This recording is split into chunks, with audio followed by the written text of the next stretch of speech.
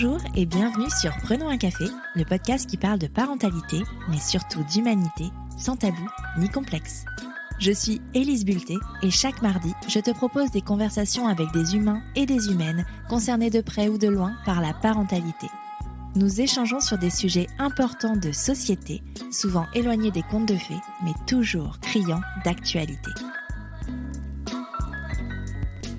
Après quelques semaines d'absence, je suis ravie de te retrouver pour un nouvel épisode. Cette semaine, je reçois Camille, une jeune maman qui a vécu le cauchemar de tout parent. Alors qu'elle était enceinte de son deuxième enfant, elle s'est retrouvée face à l'impensable, la maladie soudaine de son petit garçon de 2 ans.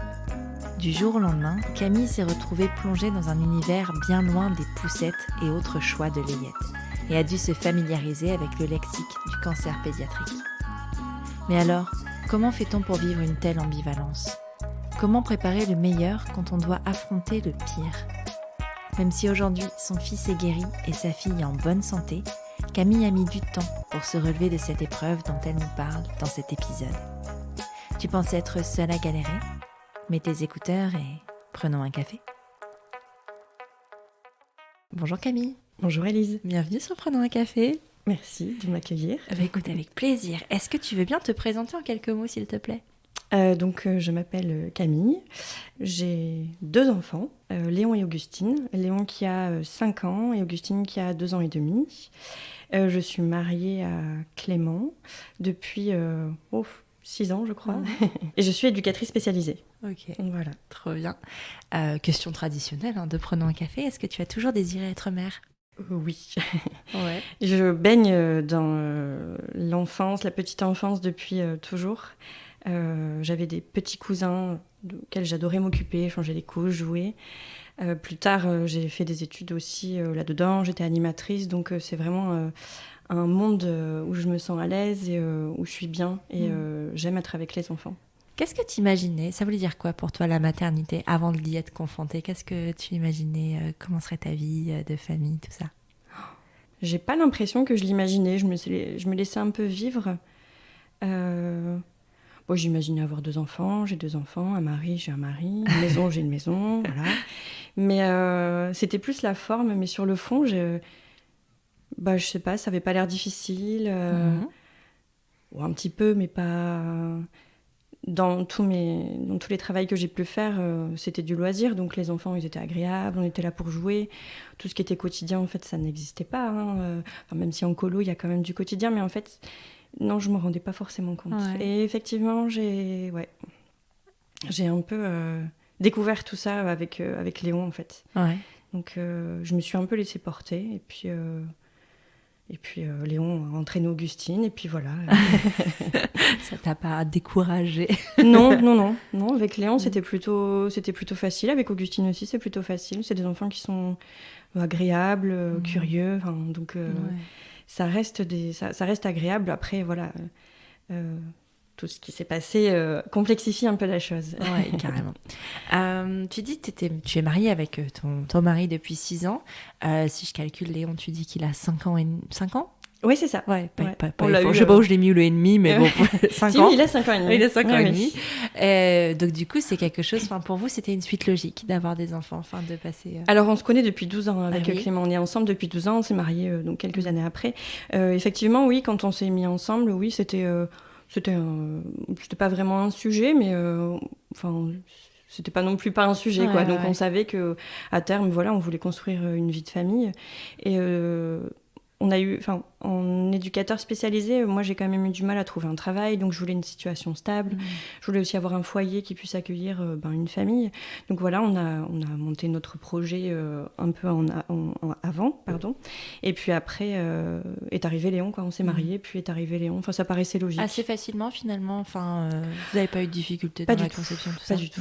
1 ou 2 cycles, et puis Léon était là, et idem pour Augustine. Voilà, bien. Ça a été plutôt facile. Ouais. C'est pour ça.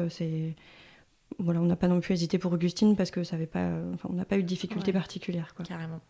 Comment tu réagis justement quand tu apprends que tu es enceinte pour la première fois ? beaucoup d'émotions, beaucoup d'excitation et tout de suite aussi pas mal de peur. Autour de moi, il y a quand même pas mal de personnes qui ont fait des fausses couches et je sais en fait je sais que ça peut arriver en fait. Donc la grossesse, tout de suite, je suis très contente, mais je suis très prudente aussi. Ouais. Je me réjouis, mais je suis très malade. Pour Léon, les 4 premiers mois, c'est intense. Hein. Beaucoup de nausées. Alors, pas de vomissements, mais c'est pas mieux la nausée, en fait. Donc, effectivement, une grossesse un peu difficile, même émotionnellement. C'était pas... voilà. J'aime pas trop être enceinte, en fait. Okay. Ni pour l'un, ni pour l'autre. Encore pire pour Augustine, mais voilà. Du coup, j'étais très contente, Clément aussi, c'est ce qu'on voulait, donc on était vraiment contents. Mais difficile quand même. Ouais. Léon avait quel âge quand vous vous êtes dit « Tiens, peut-être qu'on pourrait recommencer » on a vécu le Covid avec Léon qui avait 18 mois, et puis on s'était toujours dit qu'on ne voulait pas 2 enfants avec trop d'écart. Donc 2-3 ans, ça paraissait bien. Léon a fait ses premières nuits entières à 18 mois. Et tu t'es dit, tiens, maintenant que je redors, si j'arrêtais. On s'est dit que tous les enfants étaient différents, c'est ce que tout le monde nous dit. Donc forcément, on s'est dit, c'est tout. Non, après le Covid, donc Léon avait 18 mois au début, donc vers 20 mois, on s'est dit, là c'est cool, avec Léon, on est bien. La maison, on est bien installée. Le travail, moi j'avais trouvé un travail stable, Clément aussi. Donc on s'est dit, allez, on s'y remet, quoi. Donc on a lancé le projet en juin et en juillet, fin juillet, j'étais enceinte. Voilà. Est-ce qu'il y avait encore les nausées ? Bien sûr. Ah oui. Et puis là, les nausées, elles étaient vraiment... Fières ? Ouais. N'effrayons pas les gens, mais tout de même, disons la vérité. C'était pas pire, mais le contexte a fait que c'était pire, ouais. Tu nous parles un petit peu de ce contexte-là ? Ouais. Du coup, donc, j'apprends que je suis enceinte d'Augustine en revenant de vacances, donc aux alentours de l'anniversaire de Léon, donc à ses 2 ans, le 25 août. Donc, je fais un test de grossesse, il est positif. Et comme ma maman habite dans le sud de la France et qu'elle est là, je décide de l'annoncer à tout le monde, en fait, comme c'est assez joyeux. Donc, on l'annonce à tout le monde, donc tout le monde est très content. Et puis voilà, donc là, à partir du moment où je l'annonce, forcément, je suis malade. Voilà, c'est tout, c'est comme ça. Hein, je ne sais pas pourquoi. Le fait de le dire à tout le monde, ça lance les choses. Et puis, quelques semaines après, on s'en va donc en week-end en famille, donc dans un Center Park précisément. Et puis, cet épisode n'est pas sponsorisé par Center Park. Non, pas du tout. Pas du tout, parce que je n'y mettrai plus jamais les pieds. Je suis désolée, mais voilà, ça a trop de souvenirs. Donc, on s'en va là-bas. Et puis, moi, j'étais vraiment très malade, pas bien, je dors pas bien. Et du samedi matin, on arrive à la piscine. Et puis, donc, on décide d'aller à la piscine tous ensemble. Et puis moi, je fais mon petit truc enceinte, voilà, je flotte dans l'eau, je suis contente, un peu malade, mais je suis contente. Et puis là, ma belle-mère me dit, Clément est parti sous la douche avec Léon, ça va pas du tout. Et là, je dis, de quoi ça va pas du tout ? Il a vomi, voilà, en général, on pense à ça. Un truc assez classique. Oui, tout à fait. Oui, parce qu'à la piscine, par vomir, je vois pas ce qu'il peut y avoir de grave. Une petite diarrhée. Oui, voilà, c'est vrai, ça fait pas penser. Effectivement. Et j'arrive sous la douche, et en fait, Léon, il est complètement hypotonique, donc sa tête pend d'un côté, son bras aussi. Je vois ses yeux qui sont plus vraiment là, en fait. Et là, je dis à Clément... il se passe quoi là ? C'est pas possible. Qu'est-ce qu'il fait ? Qu'est-ce qui s'est passé ? Il est tombé. Il me dit non. Et là, je dis mais il est en train de faire une crise d'épilepsie. Alors, dans notre travail, on sait ce que c'est une crise d'épilepsie. On en voit très souvent et on a des traitements d'urgence en général pour les enfants qui en font, ou les adultes d'ailleurs. Et c'est de pire en pire. Et puis, il finit par perdre conscience et avoir des convulsions. Donc là, on appelle ça des clonies musculaires, il me semble. Donc là, son corps, il bouge dans tous les sens, ses bras, ses jambes. Je pense qu'il n'y avait qu'un côté, mais moi, tout bougeait. Donc on emmène Léon, tant bien que mal, au poste de secours qui est au milieu de la piscine, qui est bondée. Et le maître nageur semble être complètement désemparé. Il l'assoit sur le comptoir. Je dis mais non, il va tomber. On peut pas mettre un enfant qui fait une crise d'épilepsie. Il faut le mettre en PLS. Enfin, j'ai quelques notions quand même. Donc on finit par le mettre par terre. Et là, il y a une pédiatre qui est en vacances, une pédiatre belge qui est en vacances et qui nous dit est-ce que je peux vous aider ? Là, je vois que vous êtes en difficulté et que surtout votre enfant est en difficulté. Donc elle regarde ses constantes, donc il respire, sauf qu'il continue sa crise. Donc là, je commence à m'énerver un peu. Je dis on peut pas rester là. En fait, il y a tout le monde qui nous regarde. Moi, je commence à crier, à faire peur du coup aux enfants qui sont dans la piscine.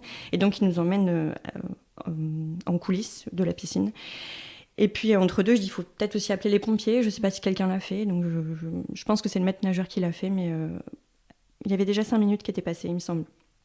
Et on arrive dans le vestiaire. Et là, la crise continue. Donc, la pédiatre reprend ses constantes. Donc, elle lui met un saturateur, je pense, au doigt. Bon, je peux me tromper dans les termes, mais c'est un peu C'est flou, pour l'oxygène, c'est ça ? Ouais, c'est ça. C'est pour savoir si ses constantes vont bien. Donc là, elle nous demande si on a un traitement de fond. Elle nous demande s'il a déjà des antécédents. Bah non, rien. Pas de traitement de fond. Donc, traitement de fond, c'est par exemple du Valium pour pouvoir arrêter la crise. Donc, personne n'en a.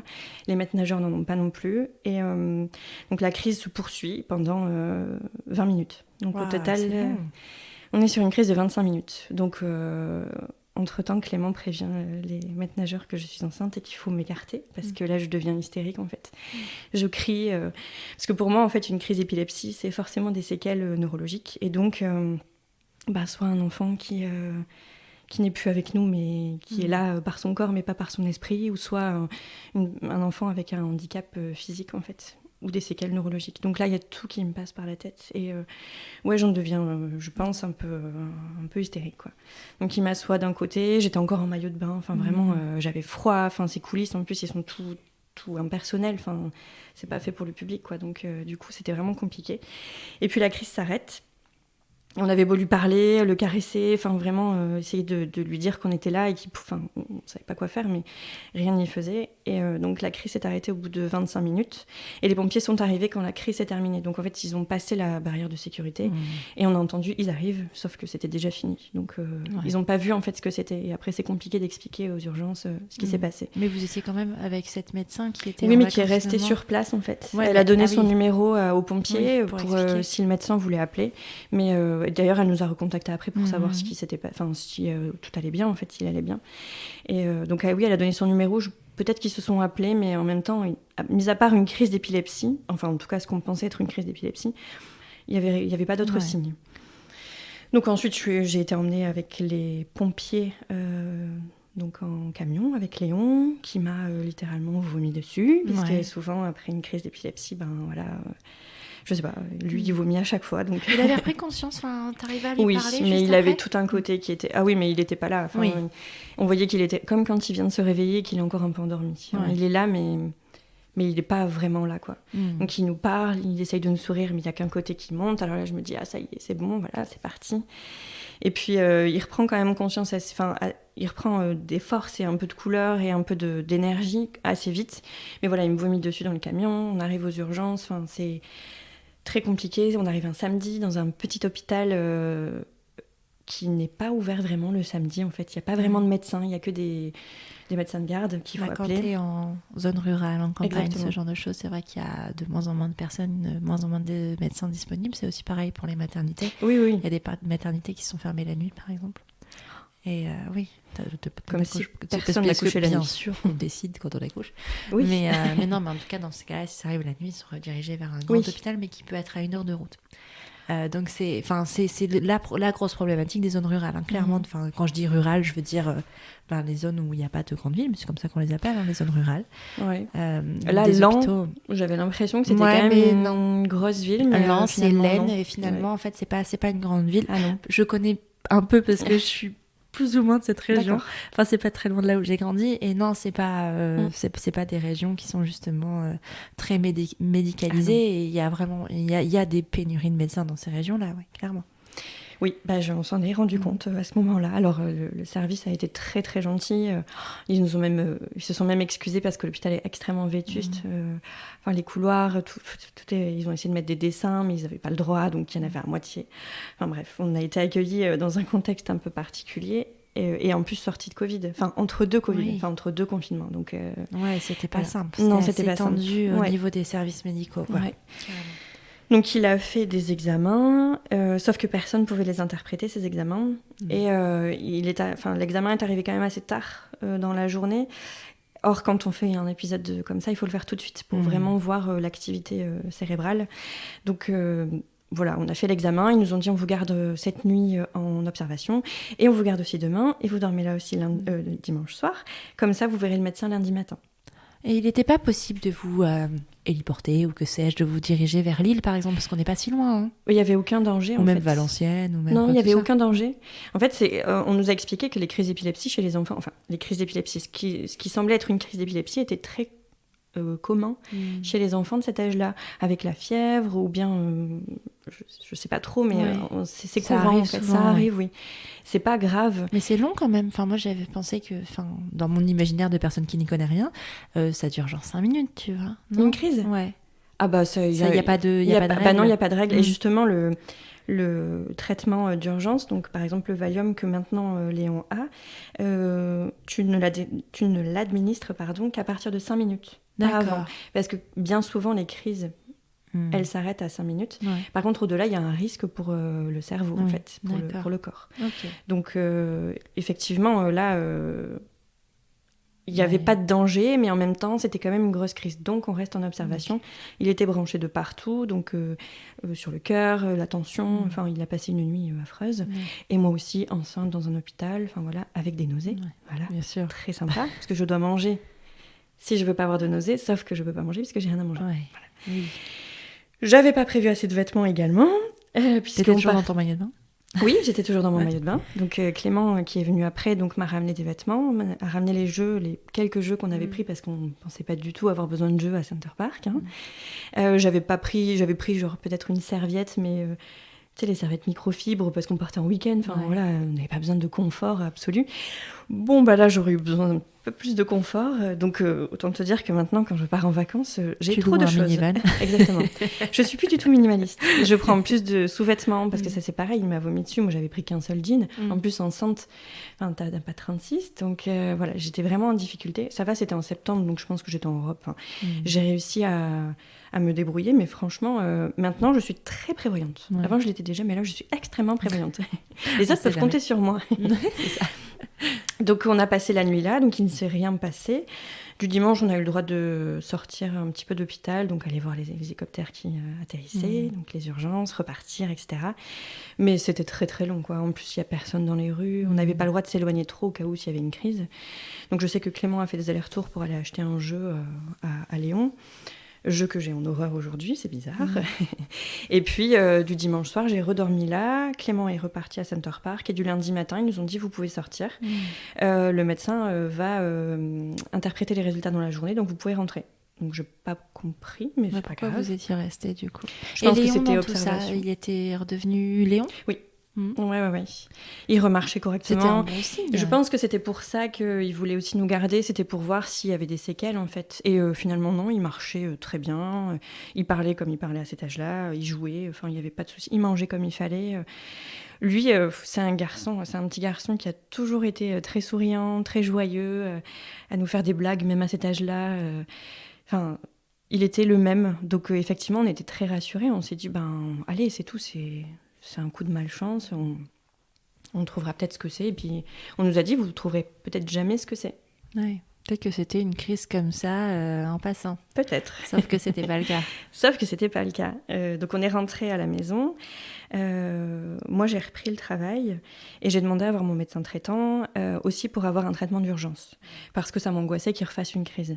Donc, mon médecin traitant a été très, très rassurant en se disant qu'effectivement, ça arrivait à plein d'enfants. D'ailleurs, ces enfants en ont eu. Ils sont toujours là, donc tout va bien. Et donc, effectivement, il nous a prescrit donc, du Valium. Donc, c'est assez invasif comme traitement. C'est un traitement intrarectal. Donc, c'est une canule qu'il faut injecter dans une seringue et qu'on injecte donc dans les fesses. Oui, parce que tu ne peux pas avaler quoi que ce soit. Il existe 2 traitements. Donc, il y a le Bucolam, c'est dans la bouche. Mais il faut arriver à atteindre la bouche, et c'est la gencive. Donc c'est vraiment une gymnastique, avec des risques parfois que la bouche se ferme. Et par contre, intrarectal, c'est le plus simple, mais c'est très invasif. Pour en avoir déjà fait au travail, c'est extrêmement invasif, quoi. Puis devant tout le monde parfois, parce qu'on n'a pas le choix, même si on isole les gens, c'est pas très... Pour la personne, c'est vraiment... Après, il est petit, mais ouais, c'est oui, mais c'est même, pas agréable. T'as pas envie de passer Non, par là, c'est quoi. très intime en fait. Donc on s'est dit, c'est tout. On l'aura toujours avec nous, on va le donner à personne. Je ne l'ai pas donné à la nounou. Donc voilà, mon médecin traitant m'a donné son numéro perso. Il m'a dit, si elle a le moindre problème, j'avais même donné à la nounou, tu nous appelles. C'est un village, hein, j'habite, donc on est tous un peu dans la même rue, donc il n'y avait aucun souci. Donc moi, malgré tout ça, je reprends mon travail, pas en forme, mais voilà, j'y vais, c'est tout. Et puis au fur et à mesure de la semaine, franchement, il est bien. On se dit, ça y est, c'est tout, voilà, c'est pas grave. En parallèle, on attendait quand même le compte-rendu de l'hôpital de Laon. Et puis, donc, il est arrivé un lundi, le résultat. Donc, j'ai été le chercher le lundi soir. Et donc, dans ce compte-rendu, il était noté qu'il y avait une activité anormale au niveau du cerveau. Donc, l'ECG montrait une activité anormale. Donc, il fallait qu'on aille prendre rendez-vous à l'hôpital pour faire des examens complémentaires. Ok. Est-ce que tu as senti une urgence particulière dans ces courriers ? Ouais, moi, j'ai un peu... Déjà là, je me suis dit, là, il y a quelque chose. Ouais. Là, il y a un truc. Parce que je trouve ça assez fou qu'ils t'aient envoyé un courrier qui t'ait pas téléphoné. Alors, je crois qu'ils m'ont téléphoné. D'accord. Sauf que je suis, encore aujourd'hui, assaillie de démarcheurs. Et donc, du coup, j'ai pas décroché, en fait. Mais ils auraient pu mettre un message vocal ? Elle a fini par me laisser un message vocal, mais en fait, c'était déjà passé. D'accord. Voilà. Okay. Mais je crois qu'elle m'a contactée, mais encore une fois, c'est un hôpital, comme tu dis, dans une zone rurale. Et donc, déjà, ils auraient pu m'appeler dans la journée et ils ne l'ont pas fait, en fait. Ouais. Donc... Ou alors ils l'ont fait, je sais pas. Parce que je trouve ça délicat de te laisser seule, en fait, face à ces résultats. C'est compliqué, tu vois, de dire, tu comprends pas forcément ce qui se passe. Enfin, ça veut dire quoi ? Est-ce que c'est quelque chose qui inquiète ? Est-ce que c'est quelque chose qui inquiète pas ? T'as envie d'avoir la personne qui, en face de toi, te dise, te laisse pas seule avec des choses que tu sais pas forcément interpréter. Ouais. C'est pas ton rôle de d'interpréter ces résultats. Puis alors moi, dans ma tête de femme enceinte... Oui, tu t'imagines absolument tout ce qui est possible. Éducatrice spécialisée, là, c'était parti dans ma tête. Hein. Mais j'étais loin de m'imaginer ce que j'allais découvrir un peu plus tard. Oh là là, quel teaser.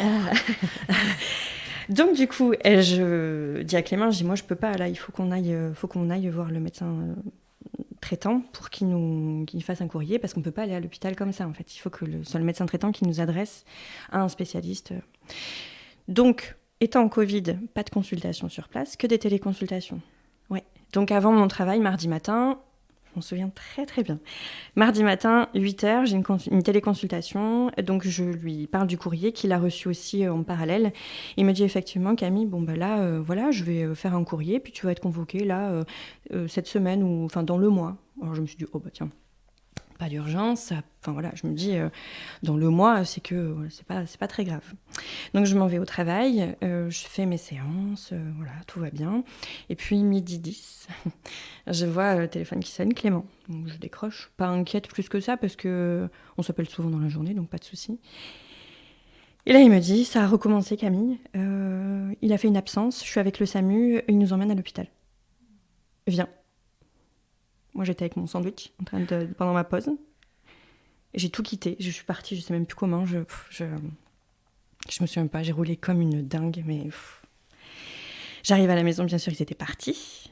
Donc, je prends des affaires. Je rassemble des jeux, des culottes, enfin tout. Ah oui, t'anticipes là. Ah oui, mais je sais que là, on va y rester en fait. Là, j'ai un pressentiment. Ah ouais, je me suis dit.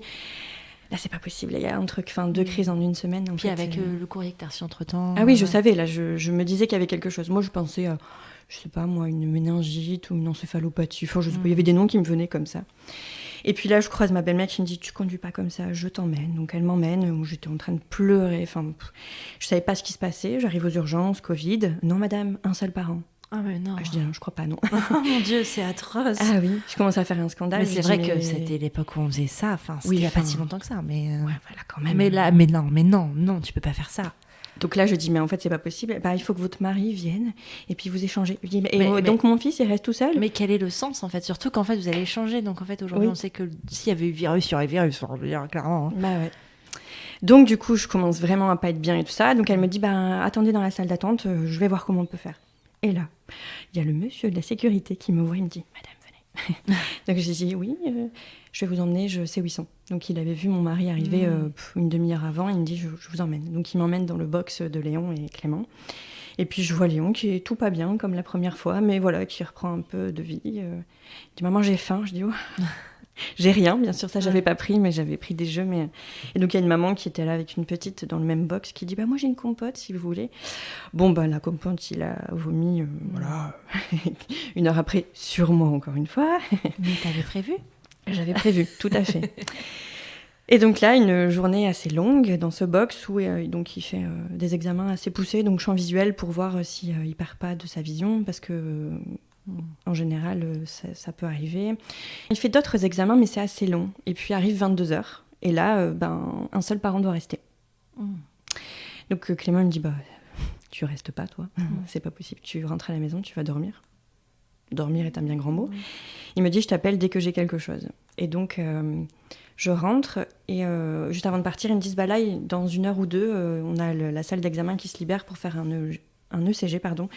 Léon y va et puis voilà, on vous tient au courant. Donc entre-temps, test Covid pour Léon parce qu'il passe en opération, enfin le truc affreux, hein. Vraiment une journée atroce. Moi je rentre et puis pas d'appel, donc je dors bien finalement, mais je dors parce que je suis épuisée par ma journée. Le lendemain matin, pas d'appel, donc je dis à Clément, je pars à 7h, donc le temps d'arriver jusqu'à Lille, je mets presque 1h30.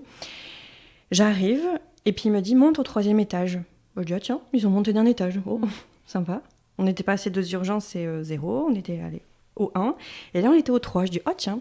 Puis je vais pas regarder dans l'ascenseur ce que c'était l'étage numéro 3, et en fait l'étage numéro 3, c'est neurochirurgie pédiatrique.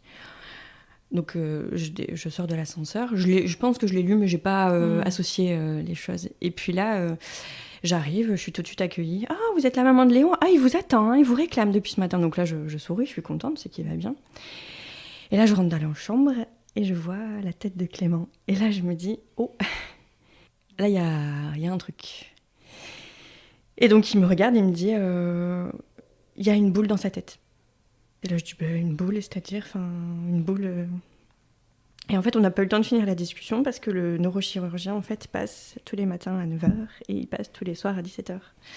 Et on faisait partie des premières chambres, donc il rentre et là, il me sort tout un jargon que je ne comprends pas. Et puis, il me dit, une opération est à programmer. Bonne journée. Je ne vais pas te poser de questions. En fait, ils sont 5 internes, plus le neurochirurgien. Et je dis à Clément, là j'ai l'impression que le sol se dérobe, le ciel tombe, je commence à pleurer, mais vraiment beaucoup. Et Léon qui me regarde me dit, mais qu'est-ce qu'il y a, maman, qu'est-ce qu'il y a ? Et là, je dis, t'as une boule, mon chéri, qu'est-ce que... Pas quoi te dire d'autre, quoi. C'était... insensé. Ça peut pas m'arriver à moi, en fait. Ça arrive dans les films, ça arrive quelqu'un que je connais, qui connaît, mais pas à moi, c'est pas possible. Pas mon fils, pas lui. Et là, c'était... Ils mettent des mots sur cette boule. Tu dis que là, ils utilisent tout un jargon. Est-ce qu'à un moment, on te dit... C'est Clément qui a dit une boule, et en fait, non, ils disent tumeur. Ouais, voilà, c'est une tumeur de 4 cm.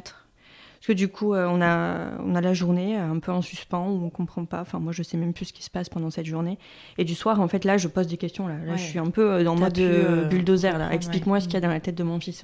Là, je veux savoir. Et je suis un peu, je pense, un peu agressive aussi, mais je pense que la réaction, elle se comprend aussi, quoi. Donc, du soir, oui, on apprend que c'est une tumeur qui est placée au niveau pariétal gauche, donc ici en haut. Je te montre, du coup. C'est en haut du crâne. Je vais faire l'audio description. Donc, en haut du crâne, donc, elle est plutôt bien placée. Ouais. Super nouvelle. Donc, elle n'est pas prise entre plein de trucs du cerveau. Elle est vraiment à l'extérieur. Elle est assez grosse. Et c'est ça qui provoque les crises d'épilepsie. Donc, il faut l'enlever.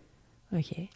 Donc, une opération est programmée le plus vite possible. Et le plus vite possible, c'est lundi. On est mercredi. Oui, c'est rapide. Oui, c'est rapide.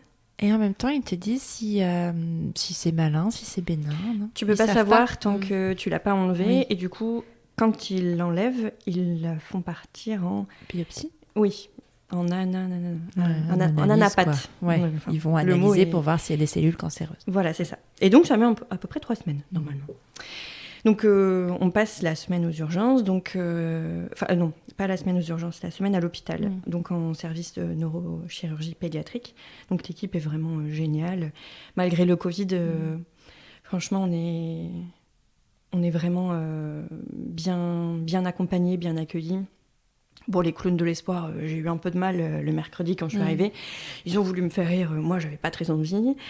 Léon, il était un peu petit, puis il était un peu dans les vapes, quoi. Ma mère, elle pleure, je suis dans vous un avez temps, réussi je connais pas. Qu'est-ce que vous lui avez dit ? Vous avez réussi à peu près, quand vous avez eu des mots, à lui dire ce qui se passait, et à lui expliquer avec ses mots. Enfin, il avait 2 ans, quoi, c'est tout petit encore. Bah, le truc, c'est qu'en fait, il est dans la pièce quand le docteur il passe tous les jours. Donc en fait, il entend tous les jours les mêmes mots, tumeur, stable, examen. Et il comprend, il pose des questions ? Bah non, à 2 ans, non, il parlait pas beaucoup. Il avait quelques mots, hein, mais pas beaucoup en fait. Donc moi, j'ai demandé à ce qu'on nous ramène une poupée pour pouvoir faire les soins sur la poupée et ensuite pouvoir les faire sur Léon. Parce que ça, c'est quelque chose que j'avais vu au maternel et que je savais que passer par un objet transitionnel pouvait aider Léon.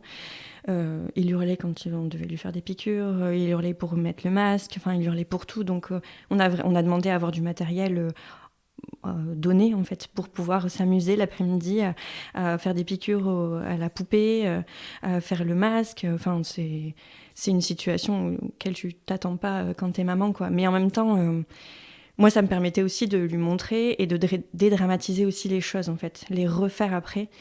Et parce qu'il en a fait des examens, il a refait des champs visuels, il a refait des EEG, il a refait des IRM. Et donc l'IRM vraiment montrait la boule, quoi. Donc il nous l'a montré sur des photos. Lui aussi, il les a vues. Elle était énorme, 4 cm dans une petite tête, c'est énorme. Donc vraiment, il fallait absolument l'enlever. Donc on a passé toute la semaine là-bas et du dimanche, ils nous ont dit, vous avez une permission de sortie. Vous pouvez aller chez vous la journée, pas la nuit. La nuit, il était branché, vraiment. Parce que oui, c'est ça. Quand la nuit où moi j'étais à la maison et ils sont montés de 3 étages, en fait, il a refait une 3e crise d'épilepsie, en fait. Donc là, il a été mis sous anti-épileptique, un médicament qu'on prescrit aux enfants de 4 ans à peu près, normalement, parce que c'est noté sur la boîte. Et donc nous, à 2 ans, il avait un traitement comme ça.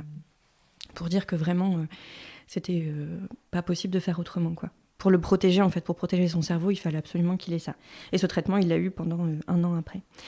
Et donc, du dimanche, on va se balader à Lille, au zoo, qui était fermé, mais voilà, on va manger dans une pizzeria comme si tout était normal, et rien n'était normal. Les gens qui disent « Oh, il est mignon, ce petit garçon, c'est joli ton dessin !» Et moi, je me disais « Mais si vous saviez la détresse dans laquelle on est, c'était vraiment... T'arrives à t'entourer à ce moment-là. Bon, là, on est période Covid, donc on remet quand même dans le contexte, mais est-ce que t'arrives à parler à des personnes ? Alors, moi, pas du tout. Moi, la manière dont j'ai réagi, c'était de me mettre dans ma bulle. Parce que c'est trop dur. C'est trop dur de réexpliquer tout au téléphone, c'est trop dur d'entendre des gens pleurer quand tu leur annonces ça. Je l'ai annoncé à une personne de mon entourage proche et... la personne s'est mise à pleurer et j'ai dû rassurer la personne. Et je me suis dit, oh, c'est le monde à l'envers. C'est moi là qui ai besoin de soutien, c'est pas moi qui dois te soutenir. Donc là, j'ai coupé. J'ai vraiment gardé 3-4 personnes, dont une collègue qui savait très bien ce qui se passait, qui est dans le métier, donc on connaît un peu... Mais c'est plus facile quand... Oui, et puis c'est pas quelqu'un que je vais croiser tous les jours, c'est quelqu'un qui est un peu à distance parce que je suis en arrêt. C'est ça. Il y a moins d'affect même avec ton fils, d'ailleurs. Oui, c'est ça. Même si elle était dévastée également, et on en a reparlé. Mais voilà, je me suis entourée de très peu de personnes parce que c'était trop dur pour moi d'en parler. À l'inverse, mon mari, c'était l'opposé de moi. Ah ouais. Lui, c'était j'ai besoin de voir des gens, j'ai besoin de parler, j'ai besoin même de pas en parler, tout simplement. Donc moi, c'est rigolo parce que quand on a fait une nuit sur 2 pendant toute la semaine. Moi, quand je rentrais, je me mettais dans mon lit, parce que je mangeais souvent, avec les nausées et tout ça. Je rentrais dans mon lit, je regardais une série pourrie sur Netflix, et je m'endormais devant, et je repartais le lendemain. Clément, c'était l'inverse. C'était, je vais chez mon frère, je vais chez mes parents, je vais chez des copains, je vais chez mon parrain, je vais n'importe où. Et je rentre tard, et je me couche tard, et voilà. Et j'ai besoin de faire que ma vie, elle continue, en fait. Je pense que c'était ça. Pardon. Donc, on a vraiment 2 façons de faire totalement différentes, et moi, je lui ai pas reproché d'être comme ça, et lui m'a pas reproché non plus. Et quand je recevais des messages et que c'était trop compliqué pour moi de répondre, c'est lui qui répondait. Et il y en a auxquels je répondais volontiers, mais il y en a d'autres, non. Donc, on s'est un peu... mis en mode je fonctionne à ma manière. Mais c'est chouette. Pour Léon. Parce que vous avez été chacun attentif à vos propres besoins. Et aux besoins de l'autre aussi, du coup. Et c'est plutôt chouette. Je sais, en fait, on n'a jamais vraiment eu de coup dur dans la vie. Donc là, on s'est un peu découvert aussi. Et je suis extrêmement contente, si je peux dire ça comme ça, mais que ce soit arrivé avec lui parce qu'on s'est soutenus. On s'est soutenus l'un l'autre sans le vouloir, en fait, en étant tout à fait indépendants par nos réactions, mais en étant vraiment quand même très proches l'un l'autre, quoi. On passait toutes nos journées ensemble. Moi, du coup, je faisais la sieste l'après-midi avec Léon, parce qu'il faisait des siestes à 2 ans, donc il faut tout fermer. Moi, de toute façon, j'étais fatiguée. Lui partait faire un tour autour de l'hôpital, et puis le soir, on avait... Enfin, c'était vraiment... on a trouvé notre croisière, notre rythme de croisière, comme ça. Ça a quand même duré du mercredi au vendredi de la semaine d'après, donc plus d'une semaine et demie. Oui, parce qu'après l'opération, bien sûr, tu restes encore. Oui, tout à fait.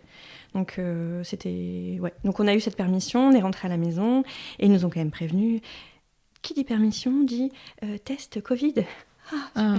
Donc là, on s'est dit, est-ce qu'on sort pas ? Et on s'est dit, si, il faut qu'il voit autre chose que ça, parce que là, ça commence à faire long, quoi. Donc, on est rentré un petit peu à la maison, il a vu son chien, il a vu son cousin. Moi, j'ai pleuré. De le voir là, c'était... Je l'avais pas vu déjà depuis 1 semaine à la maison. Enfin, la maison, elle était vide sans lui. Donc du coup, nous sommes retournés à l'hôpital le dimanche soir et l'opération était programmée le lundi après-midi. Donc elle a été décalée plusieurs fois. Il devait être à jeun, c'était merveilleux de le faire patienter dans cette attente. Et puis il est parti en opération et tout de suite après, il part en réanimation. Donc réanimation à cette époque-là, c'est autant les Covid que les opérations. D'accord. Donc c'est un service saturé. Mais ce qui est cool dans l'histoire, c'est qu'on a récupéré l'interne qui a changé de service à ce moment-là, et donc il nous connaissait, donc il a été très très gentil avec Clément, il lui a donné un lit, à boire, un repas. Donc moi, cette nuit-là, j'ai dormi à l'hôpital et Clément a dormi en réanimation avec Léon. Donc on était tous à l'hôpital cette nuit-là. Et donc du matin, j'ai été le relayer parce qu'il n'a pas du tout dormi de la nuit. Donc on a récupéré Léon. J'ai beaucoup d'émotions. Donc l'opération s'était très bien passée. Et donc on l'a récupéré du matin, donc avec un espèce de gros turban, des kilomètres de bande. On aurait dit un fakir. Donc dormir sur nous en réanimation. Et puis dans la journée, il est remonté. Et puis après, la journée s'est déroulée. Donc il a remangé. Voilà. Tout s'était super bien passé. Oui, il allait bien. Il allait bien, sauf que 3 jours après, on nous avait dit il peut peut-être un petit peu gonfler. On a dit d'accord. Sauf que je pense que c'est Clément qui dormait là. Du matin, il s'est levé. Et en fait, quand tu ouvres le cerveau, tu as du liquide, en fait, qui... Comme quand tu as un bleu, tu sais, tu as une petite bosse de protection. Et en fait, il y avait du liquide qui était descendu dans tout son visage. Et donc, on le reconnaissait même pas. Il était... Mais j'ai une photo de lui, on dirait un enfant obèse. Mais du coup, vraiment, il y avait des toutes petits yeux, d'énormes joues... Et c'était hyper impressionnant. Heureusement qu'il t'avait prévenu. Oui, il nous avait dit juste le front. Oui. Et là, c'était toute la tête, jusqu'au cou. Et on s'est dit, mais qu'est-ce qui lui arrive ? Alors, on se doutait bien que c'était ça, mais on a quand même appelé parce que c'était vraiment très impressionnant. Et puis lui, du coup, il avait du mal à parler. Il y avait vraiment très gonflé, quoi. Ou comme quand tu te fais piquer par une abeille, tu gonfles, quoi. Donc là, c'était vraiment impressionnant. Donc ça a dégonflé quand même. C'est redevenu normal. Et puis, on est sorti du vendredi. Donc, on était rentré du mercredi de la semaine avant. Et donc là, le chirurgien nous a dit je suis content de moi. Si, vous êtes content, moi aussi. Je suis content de moi. Oui, ils sont un peu... voilà. C'est des médecins, c'est des professeurs, des grands... j'entends. Il est fier de lui parce qu'il a réussi à tout enlever. Et tant mieux, mais avant d'être content de toi, et c'est génial qu'il soit content, l'ego est quelque chose de très important. Mais quand je dis avec de l'humain, c'est pas de toi que t'es content, c'est je suis content pour lui, je suis content pour vous, parce que j'ai tout enlevé. Oui. Non, là, c'était pas ça. Je me demande s'ils ont des cours d'empathie. Non, et j'en ai croisé d'autres et je pense qu'ils devraient rajouter ce cours-là. Ouais. En neurochirurgie particulièrement. Je pense à Dr Shepherd. Ah oui. Je connais pas personnellement des neurochirurgiens, j'en sais rien. Mais ouais, non, bah oui. Neurochirurgie, en tout cas, c'est vraiment, t'as l'impression que c'est le top de... Ah oui. C'est les dieux. Ouais, c'est ça, quoi. Oui, bah heureusement qu'ils sont là. C'est vrai que sans sûr. lui, il y aurait encore cette tumeur. Il serait peut-être plus là d'ailleurs, mais je veux dire, oui, un peu de tact, quoi. Un peu de douceur. C'est d'abord, c'est des parents en plus. Ouais. D'un tout petit enfant, il se passe beaucoup de choses en peu de temps. Ah bah oui. T'as besoin de savoir, d'être rassuré. Et tant mieux. Enfin, je veux dire, t'es heureux toi aussi qu'il ait tout enlevé, le chirurgien, mais t'es plus heureux que ton enfant n'ait plus rien que sa prouesse technique, tu vois.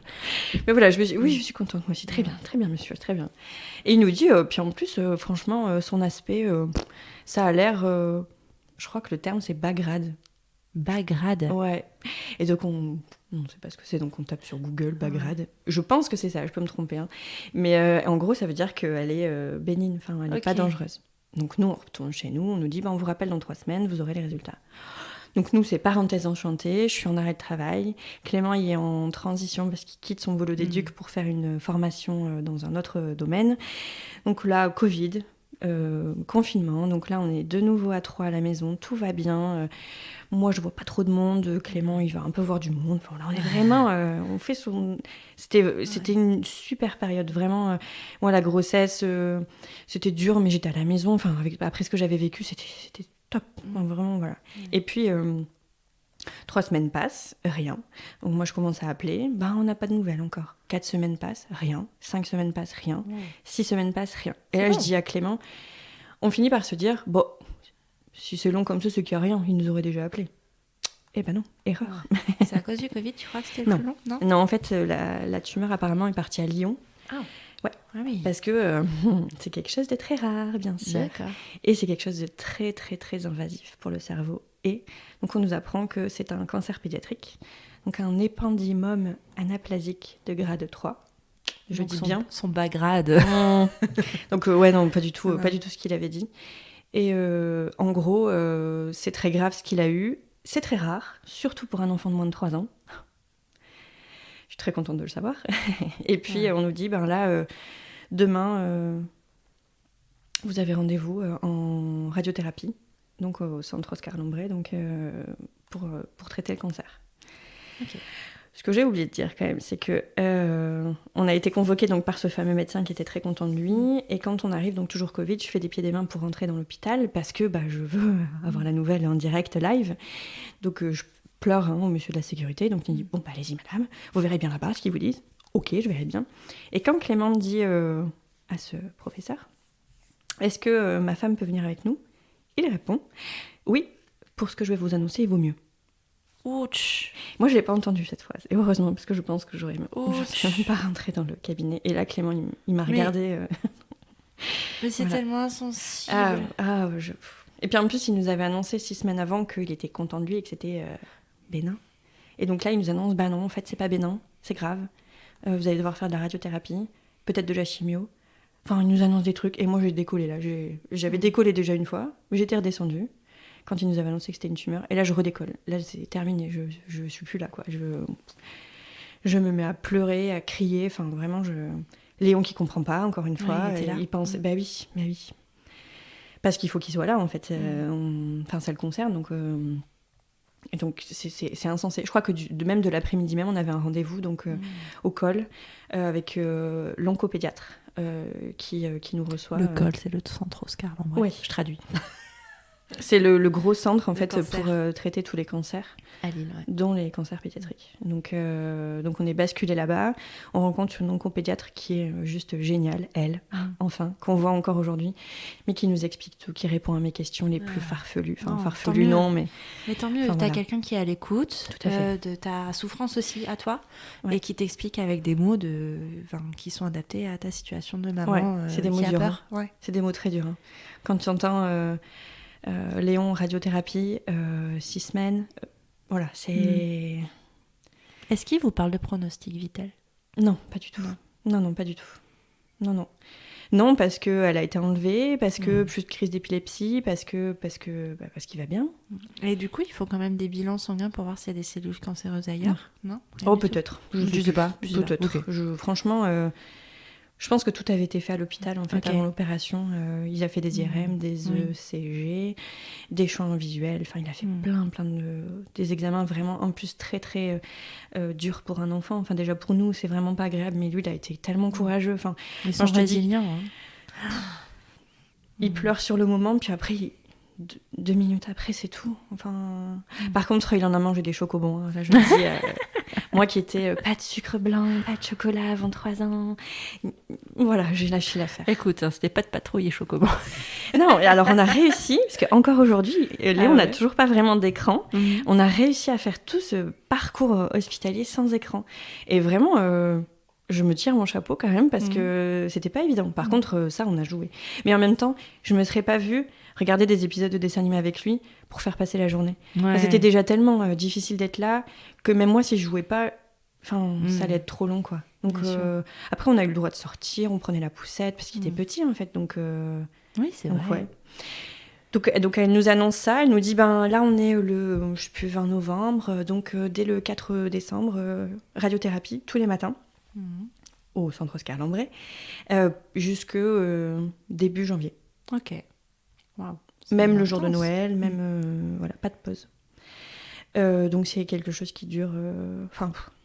Donc on est emmené là-bas, on rencontre un radiothérapeute que je n'aime pas du tout, mais qui n'est plus le mien, donc c'est pas grave. Enfin, qui n'est plus celui de Léon, mais c'est pas grave. Pareil, en fait, ils nous ont annoncé qu'il allait perdre peut-être ses cheveux. Okay. Alors, il fait pas de chimiothérapie, donc c'est pas la tête intégrale, mais par contre, c'est la zone qui est traitée. En fait, le bulbe est complètement calciné. Oui. Donc, soit il repousse pas, mais il y a quand même de grandes chances qu'il repousse pas. Et moi, j'ai posé la question, je dis, en rigolant, il fera des implants en Turquie, j'en sais rien, quand il sera grand. Ah ben non, madame, ça marchera pas. Puis de toute façon, c'est pas grave, c'est pas ça qui est important aujourd'hui. Bon.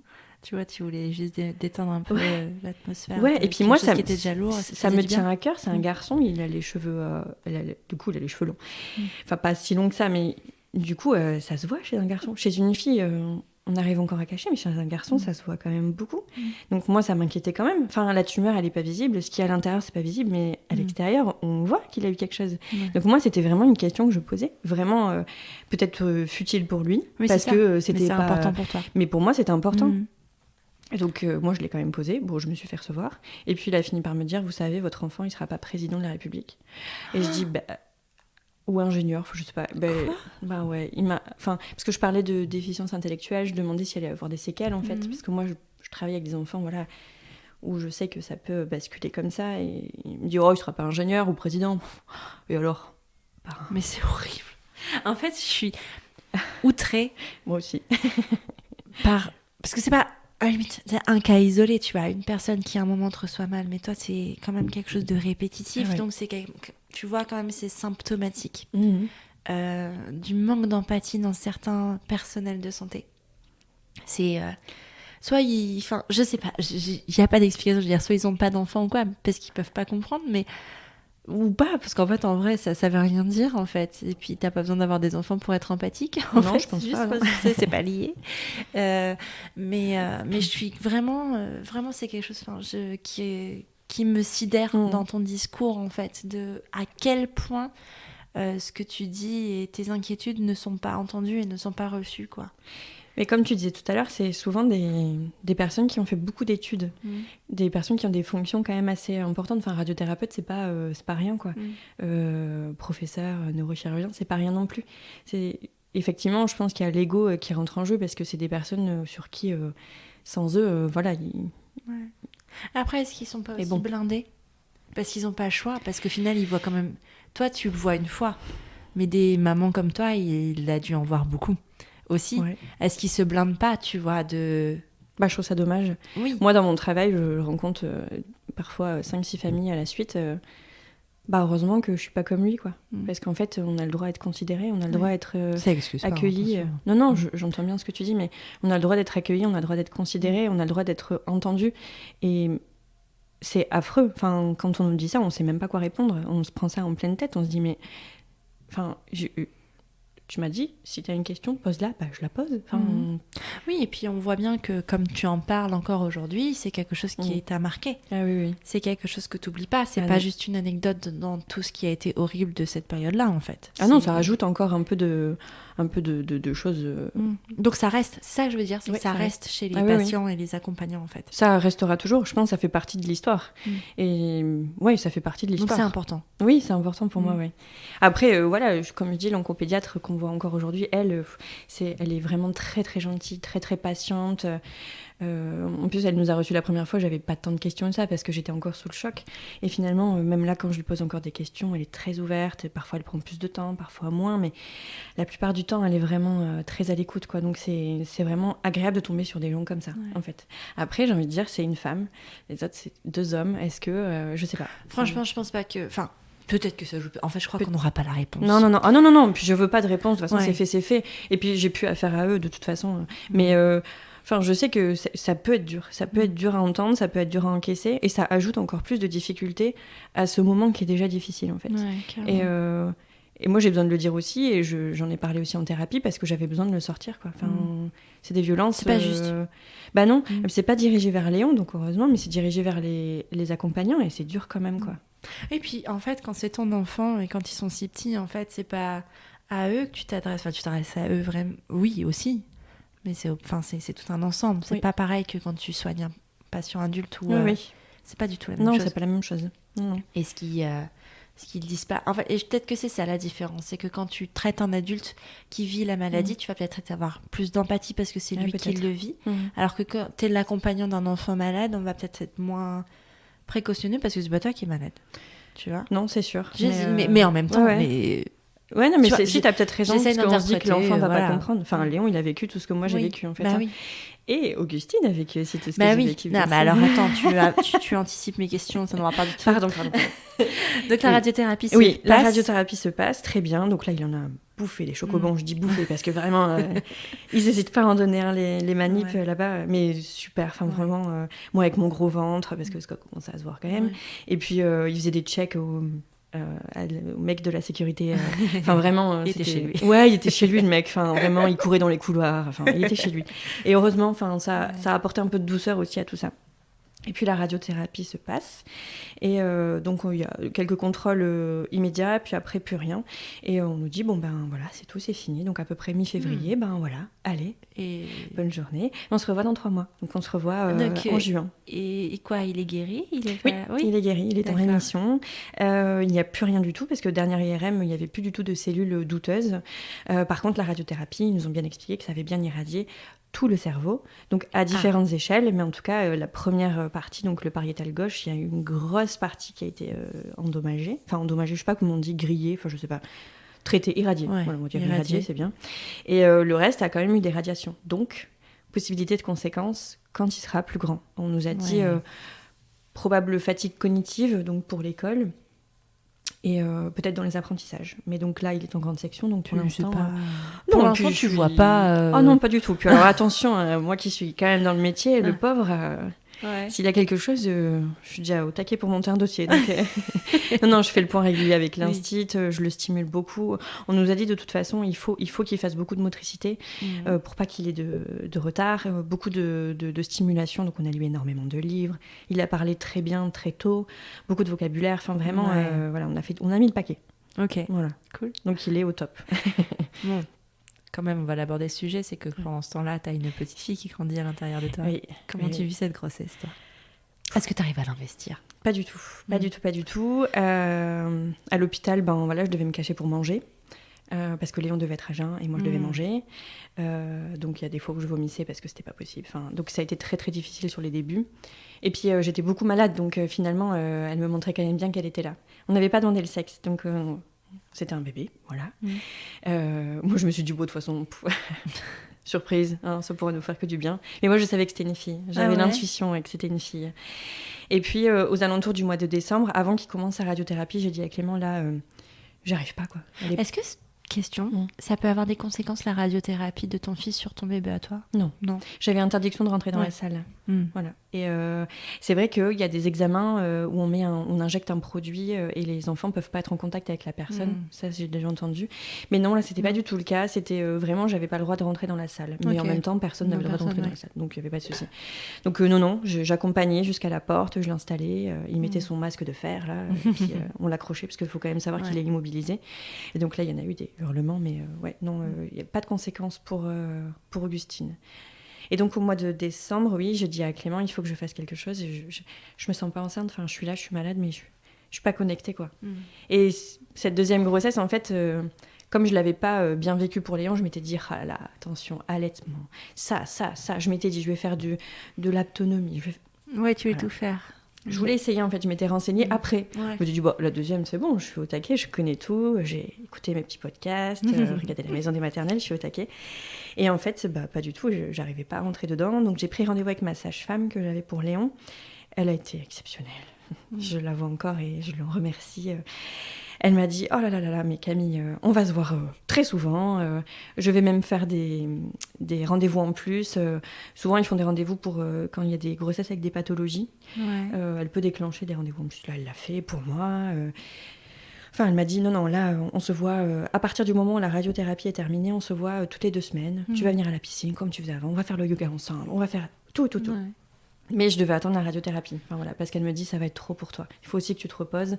Parce que c'est vrai que faire la route de chez moi jusqu'à Lille, aller-retour, pour seulement 45 minutes, avec les bouchons et tout, c'est pas terrible. Voilà. Donc il y a Clément qui en faisait 1 ou 2 dans la semaine et moi je faisais le reste, mais c'était pas terrible, quoi. Donc la plupart du temps, c'est moi qui accompagnais et c'est vrai que c'était fatigant. Donc à partir du mois de février, je l'ai vu toutes les 2 semaines et j'ai tant bien que mal investi la grossesse. Après, j'ai remis Léon chez la nounou pour essayer d'avoir comme une vie de maman qui attend un bébé classique. On nous avait dit qu'il fallait aussi qu'il soit socialisé avant de rentrer à l'école. Donc, et puis, il était, entre guillemets, il était en pleine forme. Il était en pleine forme. C'était l'heure de retourner à la vie, mais c'est pas si simple quand t'as vécu 6 mois comme ça en apnée. Ah ouais, c'est ça, ouais. Mais du coup, moi, je m'étais dit, avant l'école, il faut quand même qu'il retourne un petit peu chez la nounou, ça va faire une transition. Il avait, du coup, une partie de cheveux en moins, donc j'avais dit, il faut que ça... Enfin bref, c'était trop... Voilà, il fallait que je lâche un peu le truc et me dise, il faut qu'il soit vu par les autres. Enfin, il faut savoir quand même que Léon, il porte une casquette depuis qu'il a 2 ans, H24 presque. Il a plein de modèles, parce que du coup, j'essaye de cacher ça. Et récemment, je lui ai dit pourquoi il y avait une casquette. Il me dit, ah ok, bon, je m'en fous, j'aime bien de toute façon. Je dis, très bien. Mais oui, puis en fait, c'est ça, que pour toi, c'était important, mais ça tombe en fait pour lui, ça allait pas... Oui, il s'en fout, lui. Il s'en fout, puis c'est derrière sa tête. Mais en tout cas, je lui ai expliqué pourquoi j'insistais autant pour ça. Mais donc, bref, revenons sur Augustine. Donc, j'ai investi tant bien que mal la grossesse. Et puis, il faut savoir que quelques mois après, j'ai appris lors d'une discussion avec des amis et Clément, que Clément, en fait, ça m'a fait très très mal au cœur, mais je comprends. Il a dit, je pensais pas qu'elle allait s'accrocher en fait à Augustine. Vraiment, je pensais pas que ça allait tenir comme grossesse. Oui, avec tout ce qui s'était passé. Et en fait, je me suis dit, mais tu penses que je suis pas capable. Enfin, je me suis sentie... Tu l'as pris pour toi? Ouais, je l'ai pris pour moi. Je me suis dit, en fait, j'étais tellement mal parce que c'est vrai que je pleurais beaucoup, j'étais très fatiguée.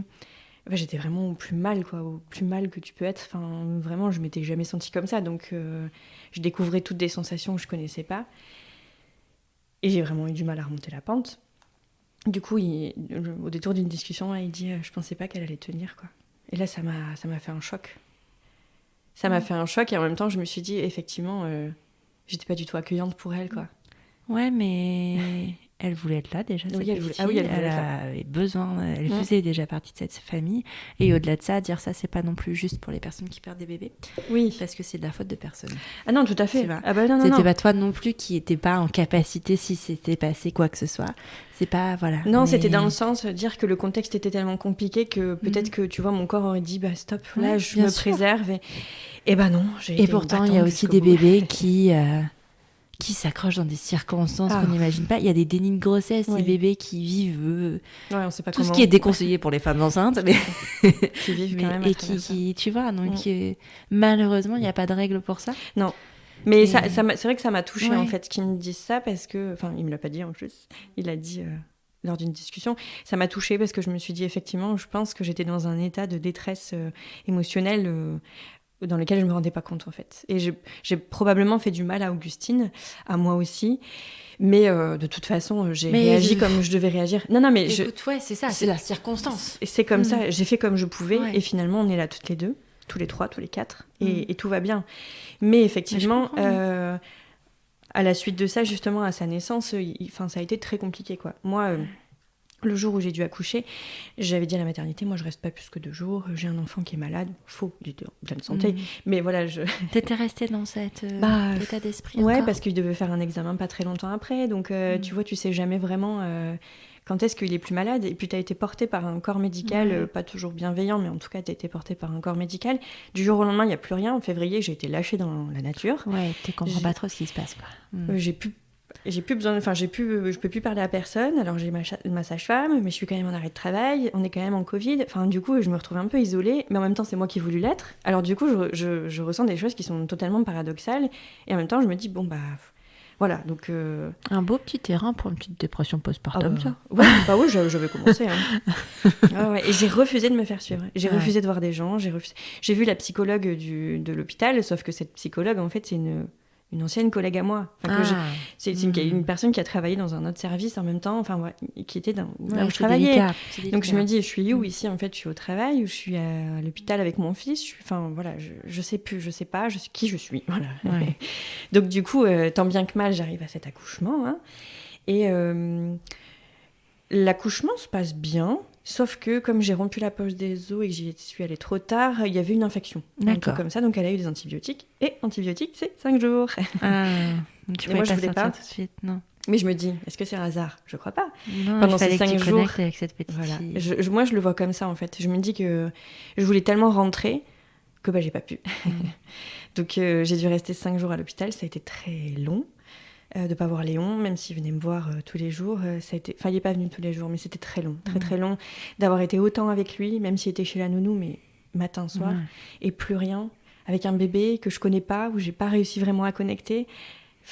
C'était trop difficile. J'avais envie d'être à la maison, mais aussi ici, mais pas vraiment. Beaucoup d'ambivalence, en fait, dans ce que je pouvais ressentir, et ça a été très compliqué. J'ai forcé pour l'allaitement. Elle prenait pas assez de poids. Donc j'ai forcé jusqu'en juillet, puis on m'a dit stop Camille, t'arrêtes là. Et à partir de juillet, en fait, c'est là où je suis tombée. En fait, je suis tombée en dépression, burn-out, on l'appelle comme on veut, mais en gros, mon corps a... De toute façon, l'allaitement n'arrivait pas à se mettre en place parce que mon corps, en fait, il n'y avait plus d'énergie. Il n'y avait plus d'énergie, il n'y avait plus rien. Il y avait tout donné pour la grossesse et puis pour Léon. Et là, ces 9 mois étaient... Parce qu'en fait, ça a duré 9 mois, donc... c'était stop. Et donc, à la suite de ça, j'ai vu... j'ai sombré, en fait, dans une dépression assez importante. Mais en luttant, toujours, bien sûr. Parce que je lutte beaucoup. J'essaye toujours de remonter, mais sans descendre tout en bas. Donc, tu remontes jamais vraiment. Et puis, donc, en septembre, je devais reprendre le travail. Et... Donc oui, j'ai vu un médecin du travail pour essayer d'aménager mon temps de travail. Et je suis tombée sur quelqu'un, encore une fois, d'odieux. J'ai vraiment pas de chance, je crois. J'ai vraiment pas de... Je tombe pas sur les bons interlocuteurs, qui m'a dit que ce que je ressentais, c'était pas vraiment normal et qu'il fallait que je change de travail si j'étais aussi affectée par ça, quoi. Parce que le problème était le travail. C'est vrai qu'il y a quelque chose qu'on n'a pas dit. Oui, c'est vrai qu'il y a quelque chose qu'on n'a pas dit. C'est quoi ton travail, Camille? Comme histoire. C'est quoi ton travail, Camille? Je suis éducatrice spécialisée dans un service qui accompagne des enfants qui potentiellement peuvent avoir des tumeurs cérébrales. Et donc c'est très compliqué parce que c'est des enfants qui attendent des examens comme Léon, qui ont les mêmes professeurs que je peux croiser à l'hôpital. D'ailleurs, j'en ai croisé un une fois. En fait, il n'y a pas de frontière entre mon perso et mon boulot. Donc c'est en ça que j'avais peur de reprendre le travail et c'est en ça que j'aurais voulu reprendre en mi-temps thérapeutique pour faire une petite transition. Sauf que apparemment, j'étais plus faite pour ce travail-là, d'après ce docteur. Et donc, j'ai claqué la porte. J'ai rien dit, je suis partie. Je me suis laissée faire parce que j'avais pas la force de lutter. Et puis, mon médecin m'a mis en arrêt. Je pleurais tellement que mon médecin m'a mis en arrêt. Il m'a dit maintenant, t'as fait 2 enfants, ils sont là, ils sont en bonne santé. Même si j'avais toujours un doute pour Léon, que ça revienne. Parce que c'est possible que ça revienne. Du coup, il m'a dit, là, c'est tout, tu te soignes. Donc, il m'a donné le numéro de quelqu'un, donc je suis allée le voir. Donc de septembre à janvier, j'ai fait donc une petite thérapie brève. Et puis en février, j'ai repris le travail, pensant que j'étais une championne, que ça y est, je pouvais reprendre. En fait, ce psychologue, il a surtout essayé de me convaincre que j'étais en burn-out, en fait. Les séances, elles servaient à me dire, mais regardez, vous n'êtes pas capable, vous regardez, vous n'êtes pas... Mais en fait, on n'a jamais traité vraiment le fond. Non, on n'a jamais traité le fond. Parce que tu n'arrivais déjà pas à voir le problème, donc c'est compliqué de... Tu peux pas soigner quelque chose que tu vois pas. Je ne m'étais pas du tout ouverte, peut-être que c'était pas le bon professionnel, ou peut-être que c'était juste pas le moment. Voilà. Bien sûr. Donc j'ai repris le travail en mi-temps, et puis tout s'est bien passé, hein, voilà. Donc ça pendant 1 an, enfin en mi-temps thérapeutique, puis après j'ai repris à temps plein en septembre. Donc voilà, tout allait bien. Et puis en mai dernier, du coup, donc Léon fait ses examens tous les 3 mois. Et puis là, comme ça faisait 2 ans, on était passé à tous les 6 mois. Et donc en mai dernier, je vais, mais franchement, d'une confiance absolue à cet examen. Presque, tu vas juste prendre des nouvelles, quoi. Ouais, c'est ça. Ça va, c'est vrai que ça fait 6 mois qu'on s'est pas vu. Vous avez accouché, ah tiens, oh. Voilà, comme à la maison, quoi, parce que je connais bien le service maintenant. Sauf qu'en fait, pas du tout. Là, l'oncopédiatre me dit qu'en fait, il y a des kystes qui poussent et qu'en fait, ils continuent de pousser, qu'ils doivent s'arrêter de pousser. C'est pas normal que ça pousse encore. En fait, comme Léon a un trou dans son cerveau, c'est rempli de liquide, mais en fait, le cerveau, il a bien compris qu'il manquait un truc. Donc, il produit des kystes. Et donc, ces kystes-là, en fait, sont censés s'arrêter de pousser, mais ils continuent de pousser. Donc elle, ça l'inquiète. Et donc moi... Ça t'inquiète. Oh, bah c'est plus que ça m'inquiète. Alors là, ça fait péter le bouchon de ce qui... Ce qui était déjà bien déjà à la surface. Parce que du coup, quelques mois avant, j'avais repris un suivi psychologique parce que je sentais que ça n'allait pas. Je m'étais dit, Léon, c'est bon, tous les 6 mois. Augustine, ça va. Elle mange, ça y est, on est parti. Clément, son boulot, ça va. Moi, ça va. Allez, je vais penser à moi. Je m'étais dit, ça y est, c'est le moment. Je pars en thérapie pour faire de l'EMDR, etc. Et sauf qu'en fait, avant mai, elle m'avait dit « Je sens quand même que là, vous tirez un peu sur la corde, il va falloir penser à s'arrêter. » Non, je ne m'arrêterai pas, madame. Et ben voilà. En mai, du coup, cette annonce-là, en fait, elle m'a fait partir une 3e fois dans l'au-delà, en état de sidération. Et là, j'étais complètement consciente de toutes les manifestations corporelles parce que j'étais pas enceinte. Donc, c'était pas des mots qui s'ajoutent à des mots, des nausées, etc. Parce qu'en fait, peut-être que les nausées, c'était pas dû à la grossesse, c'était peut-être... Quand on a une nouvelle comme ça, un choc, parfois ça peut arriver d'avoir ça. Et là, j'étais vraiment consciente de tout ce qui m'arrivait. Cet état de flottement, de sommeil, de fatigue, vraiment. Et là, mon médecin, pareil, il me dit stop Camille, hein, là, on va s'arrêter, hein, on va faire une pause. Et puis, du coup, la pause a duré 6 mois, le temps que les examens... 4 mois. 4 mois et demi. Le temps qu'on refasse de nouveaux examens, parce que du coup, la suite, c'était on ne peut pas faire quelque chose maintenant. On refait un examen dans 3 mois, ce qui tombait pendant l'été, donc j'ai dit, non, on va en vacances quand même un peu. Donc on l'a fait en septembre, et donc ça faisait à peu près 3 mois et demi, 4 mois, pour vérifier si c'était bien des kystes, si ça poussait. Si ça continue de pousser, on opère, on enlève, on analyse, on voit ce que c'est. Ça recommence. Voilà, ça recommence. Et donc cette attente, elle a été terrible, sauf que j'étais accompagnée. Ça change tout. Ouais. Ah ouais, carrément. D'une thérapeute que je vois encore aujourd'hui, mais je remercie... on a tendance à dire que c'est le thérapeute, mais non, c'est moi qui étais à ce moment-là prête, à ce moment-là décidée à... Oui, elle est juste là pour te tenir la main, ouais. Mais c'est toi qui fais le travail. Tout à fait. Donc du coup, j'ai vécu les choses d'une autre manière. J'ai beaucoup écrit. L'écrit, donc c'était quelque chose qu'elle m'avait demandé de faire et que je n'avais pas voulu. Mais finalement, j'ai essayé. Et ça a bien marché. J'ai écrit beaucoup. Et donc ça allait mieux en septembre. En plus, les nouvelles étaient très bonnes, puisque du coup, pas de suite, les kystes ne poussent plus. On repasse à un suivi tous les 6 mois. Donc là, tout le monde me dit, tu vois, t'as stressé pour rien. Mon Dieu. Tu vois, je t'avais dit, il n'y avait rien. Arrêtons de juger les émotions des gens. Arrêtons. Oui, et puis en fait, c'est juste que cet épisode-là a réouvert quelque chose qui n'était pas fermé. Donc, juste, en fait, quoi qu'il, ton inquiétude, elle est légitime, en fait. Peu importe. Oui, c'est pas parce qu'à la fin il n'y a rien. Et quoi, si ça s'était pas terminé comme ça, t'as dit t'as bien fait de t'inquiéter, dis donc. T'avais raison, hein. C'est con. C'est très con. Mais les gens réjouir juste simplement de la bonne nouvelle de en fait ça va. Dire tu vois ce que t'as vécu là, t'aurais pu t'en passer, ça servait à rien. En fait, déjà ça sert à rien ce genre de phrase. Enfin, non, ça fait pas avancer. Hein. Ça change rien. Juste on prend les gens dans les bras, on est content. Ouais, c'est ça. On est content et tant mieux en fait. Oui, on a été inquiet parce que c'est naturel d'être inquiet. Quand on te dit que ton enfant a peut-être un truc qu'il a en plus déjà vécu, que c'est un trauma qui est déjà énorme dans ta vie. Attends, pardon, mais tu peux pas. C'est comme dire à quelqu'un qui veut tomber enceinte et que ça fait 3 ans qu'il était et de pas y penser. Enfin, juste arrêtons. Non, c'est pas possible. C'est pas possible. Tu peux pas faire ça. Non, c'est pas possible.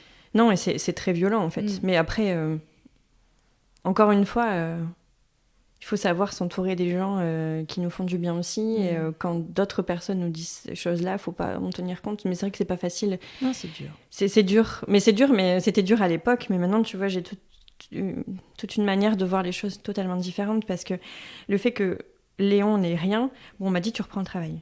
J'ai dit non, c'est pas parce que Léon va bien que moi je vais bien. Oui. Sauf que point de vue financier, etc., l'arrêt, tout ça, j'ai dû reprendre en mi-temps thérapeutique. Et comme tout allait bien, encore une fois, je me suis autorisée à aller mal et à pouvoir me soigner en fait. Et vraiment de mai à septembre, ça a été vraiment intense parce que j'étais accompagnée bien, j'ai su faire un travail de fond. Et de septembre à janvier, enfin là encore maintenant, mais plutôt vers décembre, j'ai vraiment travaillé sur moi en fait. Chose que j'avais pas pu faire depuis tout ce temps. Et aujourd'hui, je suis plus du tout la même. Même aujourd'hui, si on me dit ça, j'aurai la réponse en fait. Ouais. C'est pas que je me laisse faire ou pas, mais c'est que ça m'atteint pas quoi. Ouais, c'est ça. Vraiment, c'est totalement différent. Je suis plus du tout la même en fait. Et là, j'ai vraiment l'impression d'être sortie de cette spirale, ce tourbillon dans lequel j'étais, parce que j'ai vraiment été suivie. Je me suis écoutée en fait. J'ai vraiment accepté d'aller mal et de le dire. Ça va pas. Hein. Quand les gens ils entendent ça va Camille, non pas trop. Oh merde. Toi qui es toujours joyeuse, c'est ouais. Ah ouais. Mais c'est pas que t'es toujours joyeuse, c'est que tu réponds toujours oui à la question. Oui. C'est pas pareil. Mais non, mais je suis d'un tempérament très joyeuse, très positif. Très positif, très agréable, avec de l'humour. Donc forcément, ça déstabilise beaucoup quand on dit non, ça va pas en fait. Là, ça va pas. Là, je suis pas bien. Je vois un psychologue. Alors c'est pareil, c'est quand même quelque chose de très tabou. Pas du tout pour moi. Maintenant, je conseille à tout le monde. J'ai fait de l'EMDR, tu devrais faire ça. Essaye. On peut-être aime que l'EMDR, moi j'adore. Ah ouais, mais c'est incroyable. C'est un travail difficile. Oui, ouais. C'est difficile l'EMDR quand même. C'est intense, mais tellement bénéfique. Enfin, les résultats sont tellement fous. Et en vrai, on y va quand on est prêt. Je pense pas que l'EMDR soit d'ailleurs une thérapie à faire en première intention, clairement pas. Moi, je suis allée pour faire de l'EMDR, en me disant je veux régler ce traumatisme. Oui, parce qu'en fait, t'as vraiment cet imaginaire de, mais en fait, je vais faire ça, comme ça, j'aurai plus de problème. Sauf qu'en fait, c'était pas ça le problème. Non. Mais moi je savais pas. Je sais. Mais en fait il y en a beaucoup, parce que moi je reçois, parce que j'ai parlé pas mal de MDR sur Instagram, et c'est vrai que j'ai reçu beaucoup de messages des personnes qui me demandaient soit le nom de mon praticien ou soit genre est-ce que ça marche vraiment. Mais dans ce est-ce que ça marche vraiment, c'est est-ce que vraiment il y a un moyen de prendre une gomme et d'effacer le trauma. Eh bien non. Le trauma il est toujours là, c'est juste qu'aujourd'hui t'apprends à vivre avec et t'apprends à ce qu'il soit moins activé dans ton quotidien. Oui, c'est ça. C'est juste ça n'efface rien. Ah non. Et puis c'est ce qui fait aujourd'hui que moi je suis comme ça maintenant. En fait, c'est rigolo parce que j'ai lu beaucoup de livres sur le développement personnel et les grandes phrases qui ressortent, c'est il faut toujours tirer du positif de ce qui t'arrive. Alors, va tirer du positif d'un cancer pédiatrique de ton enfant de 2 ans. Bon. Et en fait, moi j'étais centrée sur Léon, trouver du positif chez Léon. Mais en fait, c'est pas chez Léon que je dois trouver du positif. Lui, il en trouvera peut-être quand il sera grand, en fait. Cette force, ce courage qu'il a, ça vient peut-être de là. Mais moi, je dois trouver moi ce qui est sorti en positif en fait. Et comme j'étais centrée sur Léon et pas sur moi, encore une fois, j'ai pas trouvé. Maintenant, aujourd'hui, si tu me poses la question, je te dirais, je me suis découverte en fait. Et je me suis soignée et j'apprends aujourd'hui à être moi et à être bienveillante avec moi, à accueillir tout ce que je peux ressentir. C'est des choses que je faisais pas du tout avant, qu'on nous apprend pas quand on est enfant. Non. Du coup, aujourd'hui, je suis plus du tout la même, plus du tout la même que j'étais. De transmettre à tes enfants aussi. Totalement. Alors, le problème, c'est que moi, c'est mon travail de faire ça. Moi, les émotions, et c'est un objectif que je travaille presque dans toutes les familles où je vais. Sauf qu'à la maison, j'y arrivais pas, parce que j'étais pas connectée à moi, en fait. Donc, je peux pas l'apprendre à mes enfants. Donc, forcément, là, ça donne tout à fait une autre dimension à tout ça. C'est plus du tout pareil, en fait. Carrément. Moi, j'ai 2 questions qui me viennent. Oui. Comment s'est construite ta relation avec Augustine et comment elle est aujourd'hui ? Je suis très fusionnelle avec elle. Elle ne veut que moi d'ailleurs, elle rejette Clément. Pardon Clément. Mais non, ils sont en train de nouer une relation, ils y arrivent parce que je laisse de l'espace. Oui, mais c'est une phase qui dure 2 ans et demi. Oui. Donc en fait, Clément, il a du mal aussi à trouver sa place. Mais en même temps, c'est moi qui ne laissais pas non plus ma place parce que moi, la première chose que j'ai dit quand je suis arrivée chez la psychologue, c'est je veux donner à temps à l'un et à l'autre et je veux rattraper tout le mal que j'ai pu lui faire pendant la grossesse. Mais c'est ce que je pensais en fait, c'est ce que je pensais vraiment. Et en fait, elle me dit déjà, on peut pas donner à l'un et à l'autre parce qu'ils n'ont pas les mêmes besoins. Ça, moi, j'avais pas cette notion-là du tout. Et puis, il y a une différence entre avoir un enfant seul et avoir 2 enfants. Exactement, ça n'a rien à voir, je confirme. Et puis, Augustine, elle est comme elle est en fait, elle est... C'est pas Léon. Non, c'est pas Léon. Et en même temps, ils se ressemblent beaucoup, mais ils sont différents. Et elle est là, elle fait son petit bonhomme de chemin. En fait, Augustine, elle est discrète, mais elle sait se faire entendre. Les nuits, elle les a fait beaucoup plus rapidement que Léon. Enfin, il y a quand même beaucoup de différences. Mais j'ai cette relation de... Je veux pas lui faire du mal, quoi. En fait, des fois, je dis, oh, ça va, là, c'est souffert. Mais non. Oui, elle a souffert, mais autant que Léon, autant que moi, autant que Clément. Mais et c'était une partie de vie. Ça veut pas dire que t'as pas un quota, tu vois. Malheureusement. Et c'est dommage. Bah oui, c'est dommage. On n'a pas un quota et il va bien falloir des épreuves dans sa vie, elle en aura d'autres. Oui, mais je trouvais ça hyper dur d'avoir vécu ça déjà in utero. Bien sûr. Je me dis, mais la pauvre, elle part avec un bagage. Et effectivement, j'ai consulté des kinésiologues, des micro-kinés, parce que je veux travailler sur un peu ce qui s'est passé de manière inconsciente, en fait. Parce que je veux qu'elle ait toutes les clés pour bien grandir, quoi. Bien évoluer. C'est chouette de lui faire ce cadeau-là. Oui. Et d'ailleurs, là, on va y repartir chez le micro-kiné prochainement, parce que là, elle est rentrée à l'école, grosse séparation avec moi, avec la maison, avec tout, beaucoup de monde. Le sommeil, c'est compliqué en ce moment. Enfin, on voit des petites périodes de régression, on a enlevé la couche. Enfin, ça fait beaucoup de choses et je me dis, allez, ça va pas te faire de mal. Why not, après tout. Mais c'est ça. Ouais. Et d'ailleurs, j'ai aussi consulté ce micro-kiné et j'en parle parce que je trouve que c'est des professions qui ne sont pas du tout mises en avant. Mais moi, ça a été incroyable. Ah oui ? Ça a fait quoi, en fait ? C'est très difficile à expliquer parce qu'en fait, c'est beaucoup de choses qui ressortent dès la grossesse donc de ma mère et jusqu'à hier. Hein. Et je ne sais pas si tu connais le principe du micro-kiné. Pas tant, non. Alors, je ne veux pas me tromper, je fais partie de la profession, mais en gros, c'est... Il te touche, en fait. Il te touche, tu es habillé, il te touche. Et puis, il touche différentes zones de ton corps. Et il passe un peu sa main au-dessus. Et puis après, il te raconte ton histoire. Alors, pendant la grossesse de votre maman, il s'est passé ça. Puis à 7 ans, il s'est passé ça. Puis là, à 14 ans, oh, tiens, qu'est-ce qui s'est passé ? Enfin, il s'est passé ça. Vous avez eu une séparation, vous avez eu un deuil, vous avez eu ça. Il capte des énergies traumatiques. Le corps l'entend. Moi, je l'entends, je le conscientise. Si je m'en souviens, c'est tant mieux. Il me dit, tant mieux, comme ça, vous l'avez en tête. Si vous en souvenez pas, c'est pas grave, votre corps, il va l'expulser. Et alors, autant te dire que mon corps, il a expulsé pendant 8 jours, et je m'en souviens encore, c'était une période affreuse. Tellement de colère, de rage, de tristesse qui sont sortis. C'était pendant la semaine des vacances de la Toussaint, c'était affreux. Mes enfants ont passé une semaine d'enfer avec moi, mais après ça, franchement, j'ai senti un état de bien-être comme j'avais pas senti depuis déjà longtemps. Alors il faut le faire, mais pas pendant les vacances. Alors, si, mais pas les vacances de tes enfants. Pas quand on est seul avec eux, en fait. Ça, si je pouvais donner un conseil, Après, moi, je l'ai fait il y a pas très longtemps pour Léon. Comme il y en avait que 2 des traumatismes, parce que je l'avais déjà fait quand il était plus jeune. C'était moins long. Après, moi, c'est parce que t'es une adulte, aussi, t'as plus de temps. Voilà, c'est ça. J'ai quand même un bagage. Et puis en fait, moi, j'ai toujours tendance à dire que, à part Léon, j'ai jamais eu de traumatisme dans ma vie. Bon, c'est pas vrai. J'en ai eu quelques-uns dans ma jeunesse. Voilà. Donc, mais on en a tous, hein. Oui, mais moi j'avais un énorme tapis, un beau tapis où je mettais tout en dessous en fait. Et donc la thérapie, le micro-kiné a vraiment fait table rase de tout ça. Maintenant c'est sur le tapis, c'est au-dessus.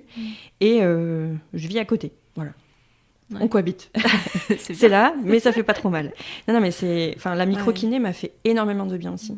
Enfin, c'est vraiment le cumul de l'écrit, la thérapie, le MDR, plus la micro-kiné, qui ont fait vraiment qu'aujourd'hui, je vois du ciel bleu dans ma vie. Comme là. Du ciel bleu aujourd'hui. Exactement. Ah ouais, franchement, c'est chouette. Je sens un renouveau en moi. Voilà. Et ma deuxième question est ton couple. Parce que le couple, dans la parentalité, quand tu deviens parent, c'est déjà un truc, mais alors dans la maladie, et tout cumulé. Alors, je dirais que pendant la période de la maladie de Léon, on a été extrêmement proches, extrêmement bienveillants l'un envers l'autre. Malgré tout, on n'avait pas les mêmes émotions. On ressentait pas la même chose. Peut-être que lui, il était plus triste en colère, et moi, j'étais très en colère. Contre je sais pas quoi, parce que du coup, on ne peut pas être en colère contre une maladie, hein, c'est rien. Ensuite, avec Augustine, on s'est aussi beaucoup rapprochés. C'était un peu après, en fait, que ça a été un peu difficile, parce que quand on a repris nos travails, quand la vie a repris son cours, en fait, cette parenthèse qui n'était pas du tout enchantée, mais qui était quand même une parenthèse où on était très proches les uns des autres, on n'avait pas le choix de s'entraider tous. Après, on s'est un peu éloignés, ça a été un peu difficile.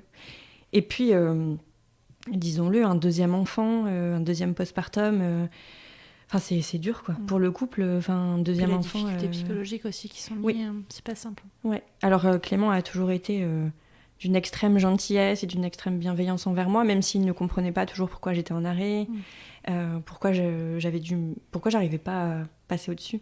En fait, comme on fonctionne de manière différente, lui, il va aller courir, il va courir très vite ou crier, ça va passer. Ça va sortir.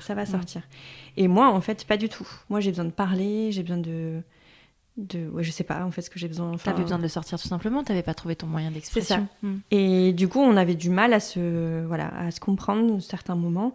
Là aujourd'hui, aussi le fait que j'aille mieux, tout va mieux, quoi. Ouais, tout va mieux. Et puis en fait, en parallèle de tout ça, Clément, il a quand même arrêté sa carrière d'éducateur spécialisé pour partir en restauration. Donc, il a aussi eu des horaires à un moment donné qui n'étaient pas du tout simples, et donc on s'est vraiment là perdu. Où moi, j'étais beaucoup à la maison parce que j'étais en arrêt, et lui, pas du tout. Ouais. Donc, c'était très compliqué. Mais des nouveaux repères à prendre aussi. Tout à fait. Puis, il a changé 3 fois de resto. Donc, du coup, forcément, ça a été... plein d'ajustements, je dirais. Ouais. Mais aujourd'hui, oui, ça va beaucoup mieux. Et j'ai à cœur aussi de remettre aussi notre relation un peu en lumière, parce que les enfants, ils ont été très, très en lumière, et ils le sont toujours. Mais on peut faire de la... Et t'arrives à une autre étape. Ouais. Augustine, là, elle est à l'école, donc effectivement, on retrouve du temps aussi. Puis là, il a une stabilité au niveau du travail qui lui permet d'avoir ses soirées. Donc, on peut vraiment... Je vois un avenir, en fait. Je vois vraiment du ciel bleu pour tout le monde, en fait. D'abord pour moi et après pour eux aussi. C'est important ce que tu viens de dire. Oui. D'abord pour toi et après pour eux. Oui. Ça, c'est essentiel, mais qu'on traverse la maladie ou pas, je veux dire, c'est le plus important. C'est Muriel, dans un épisode qui est sorti début janvier, qui disait ça. Tu es la personne la plus importante de ta vie, et c'est vrai, quoi. Oui. C'est ça.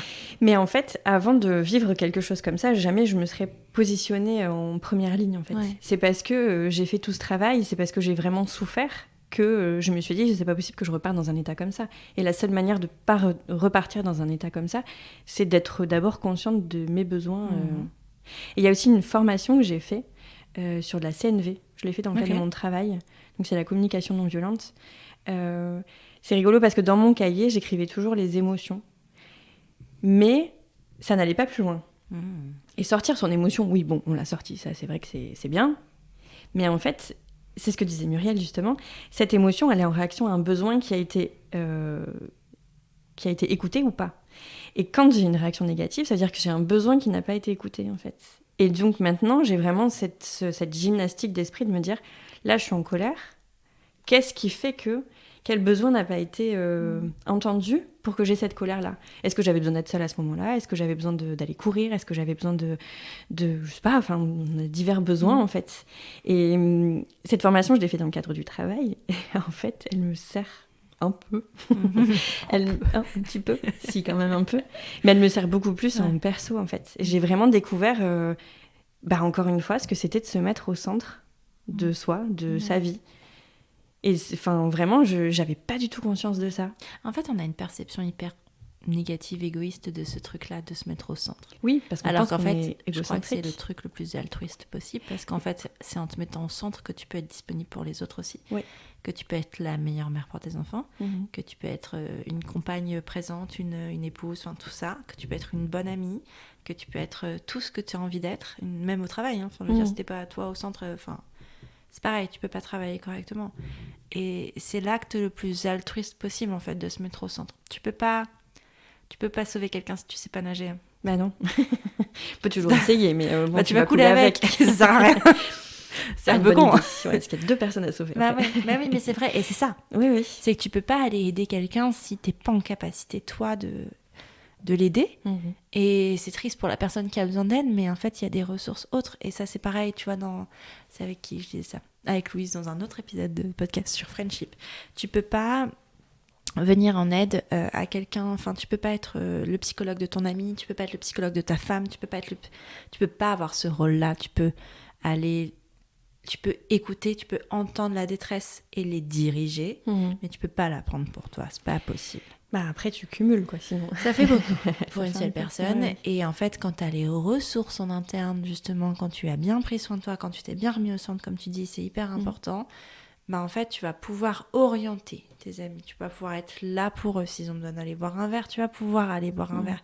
Si t'es toi, ta seule envie, c'est d'être dans ton lit, dans le noir, sous ta couette, devant Netflix, et que tu vas te forcer, parce que tu vas le faire, parce que tu penses que c'est ce qu'il y a de mieux, que tu vas pas... Enfin, la pauvre amie, elle a besoin de toi, elle s'est fait larguer. C'est triste, mais c'est horrible. Et why not? Mais en fait, il y a des moments où tu peux pas. Et d'accepter de dire non, là, je ne peux pas. Mais en fait, c'est lui rendre service aussi à son ami. Parce qu'en fait, tu pourrais l'emmener avec toi. Oui, c'est ça. Et c'est te rendre service à toi. Et c'est hyper, hyper, hyper important.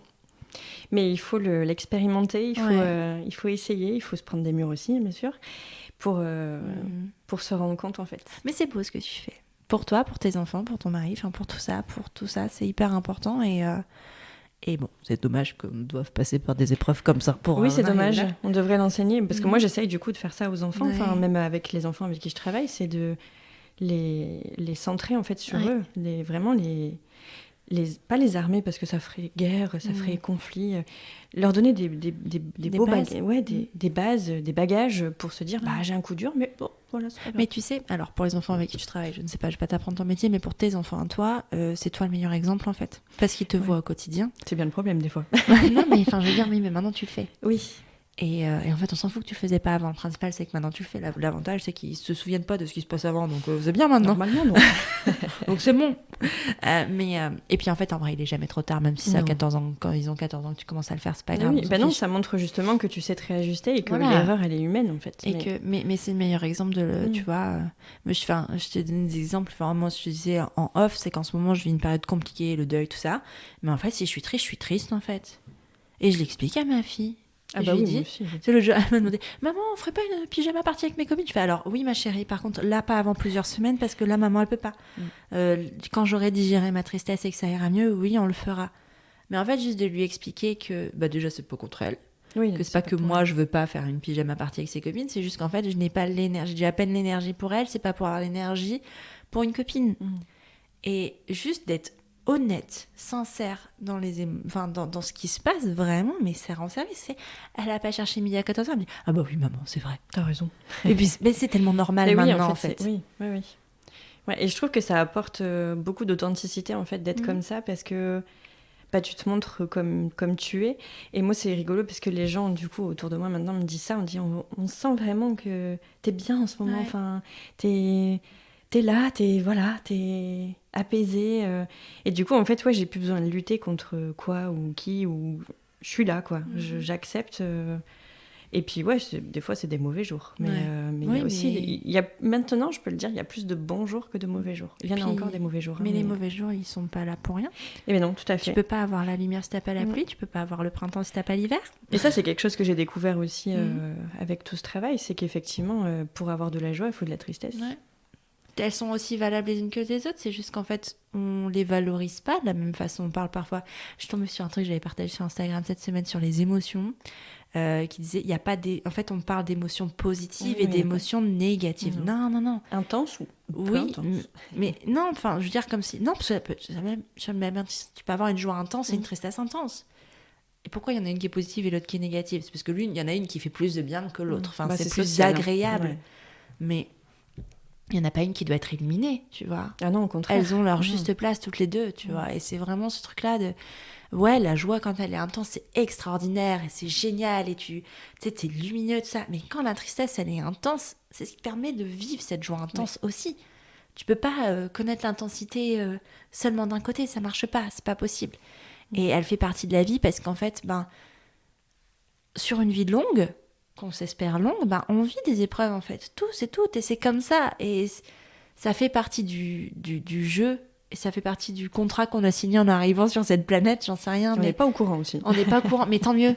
Oui, c'est vrai. Parce qu'imagine, c'est... Alors, en 2020, il y a le cancer. Super. Tu dis, non, en fait, t'y vas pas. Non, non. T'y vas pas. Non, tu vas en reculant. Mais en même temps, c'est négatif. Ce que tu as vécu et tout ça, c'est une épreuve que tu aurais préféré pas vivre et que personne n'a envie de vivre. Mais en même temps, aujourd'hui, t'as tes enfants et ils sont là. Et toute la joie que tes enfants t'apportent, en fait, c'est tellement plus que ça. Ah oui, mais vraiment pour s'en rendre compte et pour...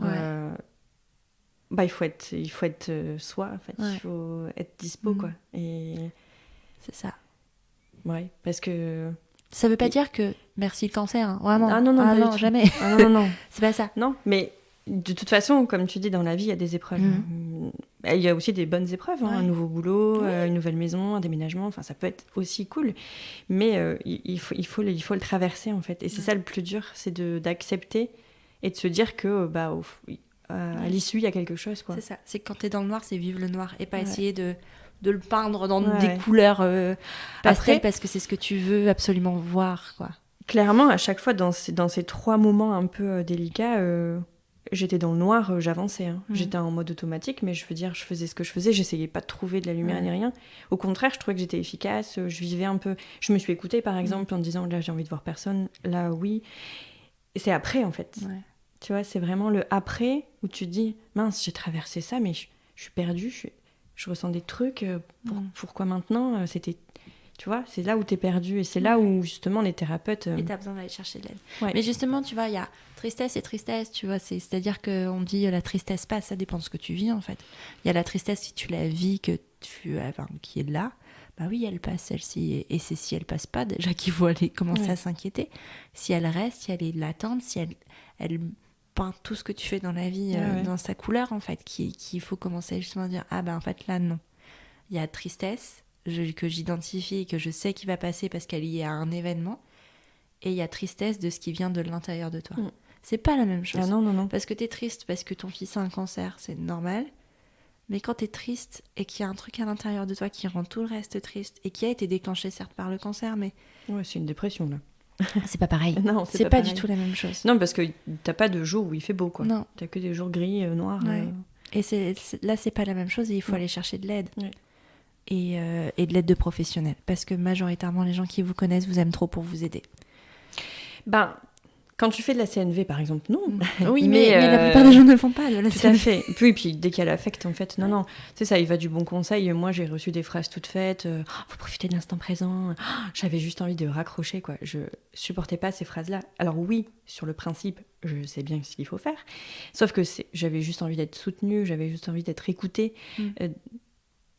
Juste écouter en fait, qu'on accueille, voilà. Ouais. Ah, t'es triste, viens. Ok, ouais, c'est ça. Je t'écoute, ou viens, je suis là. Voilà. En fait, t'as même pas besoin de parler, c'est juste, tu t'es avec juste la présence, ouais.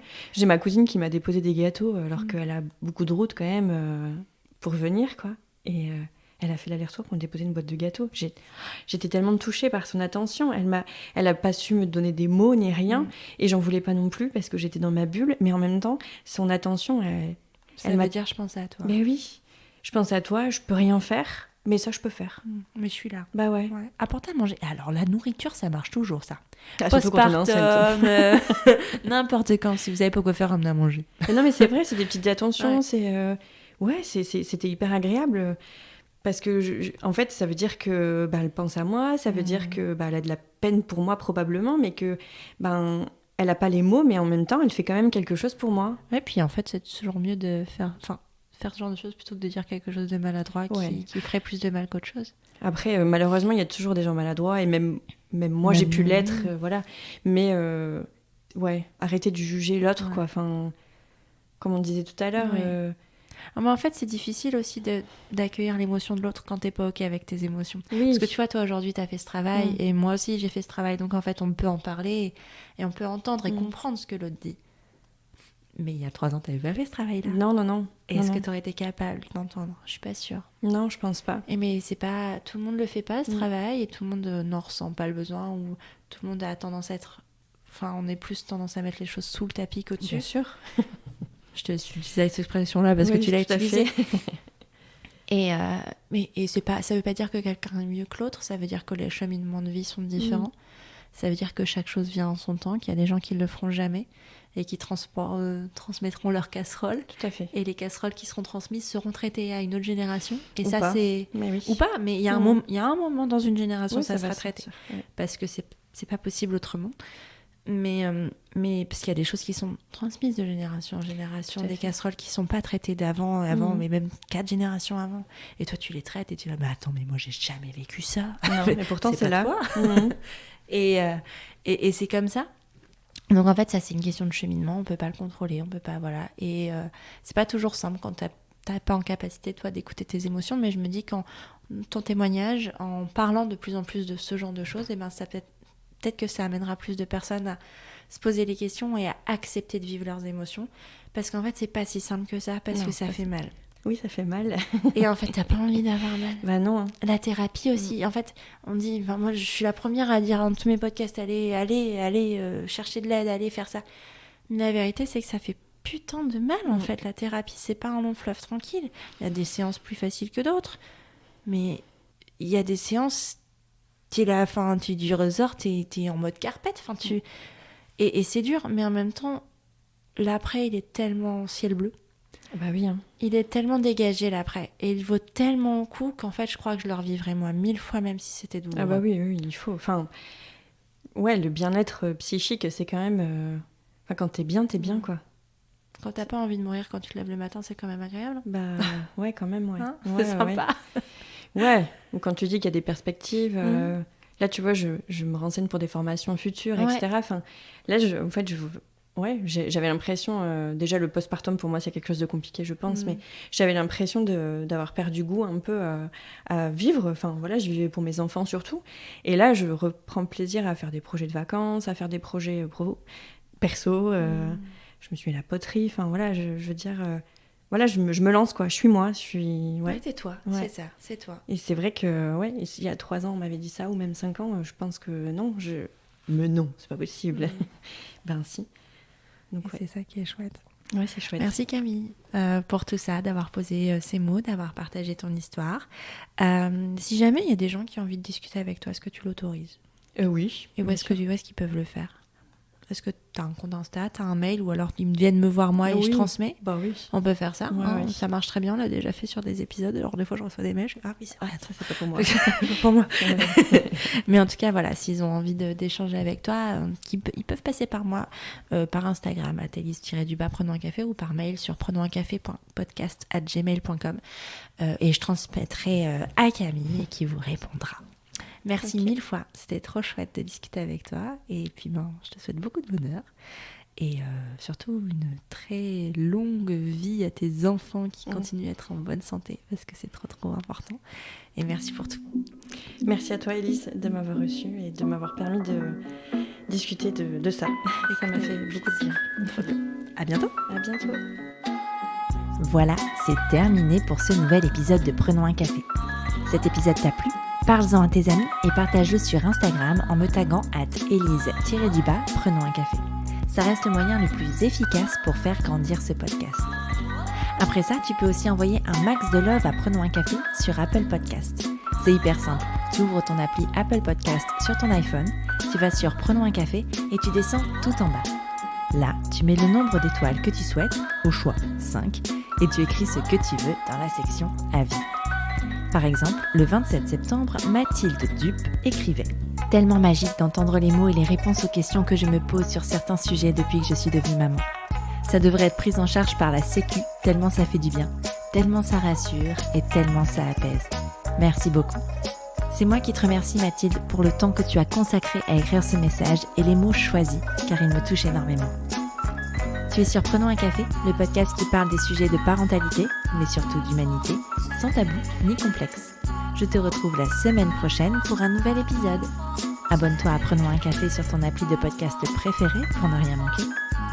D'ici là, prends bien soin de toi. Autant d'un café.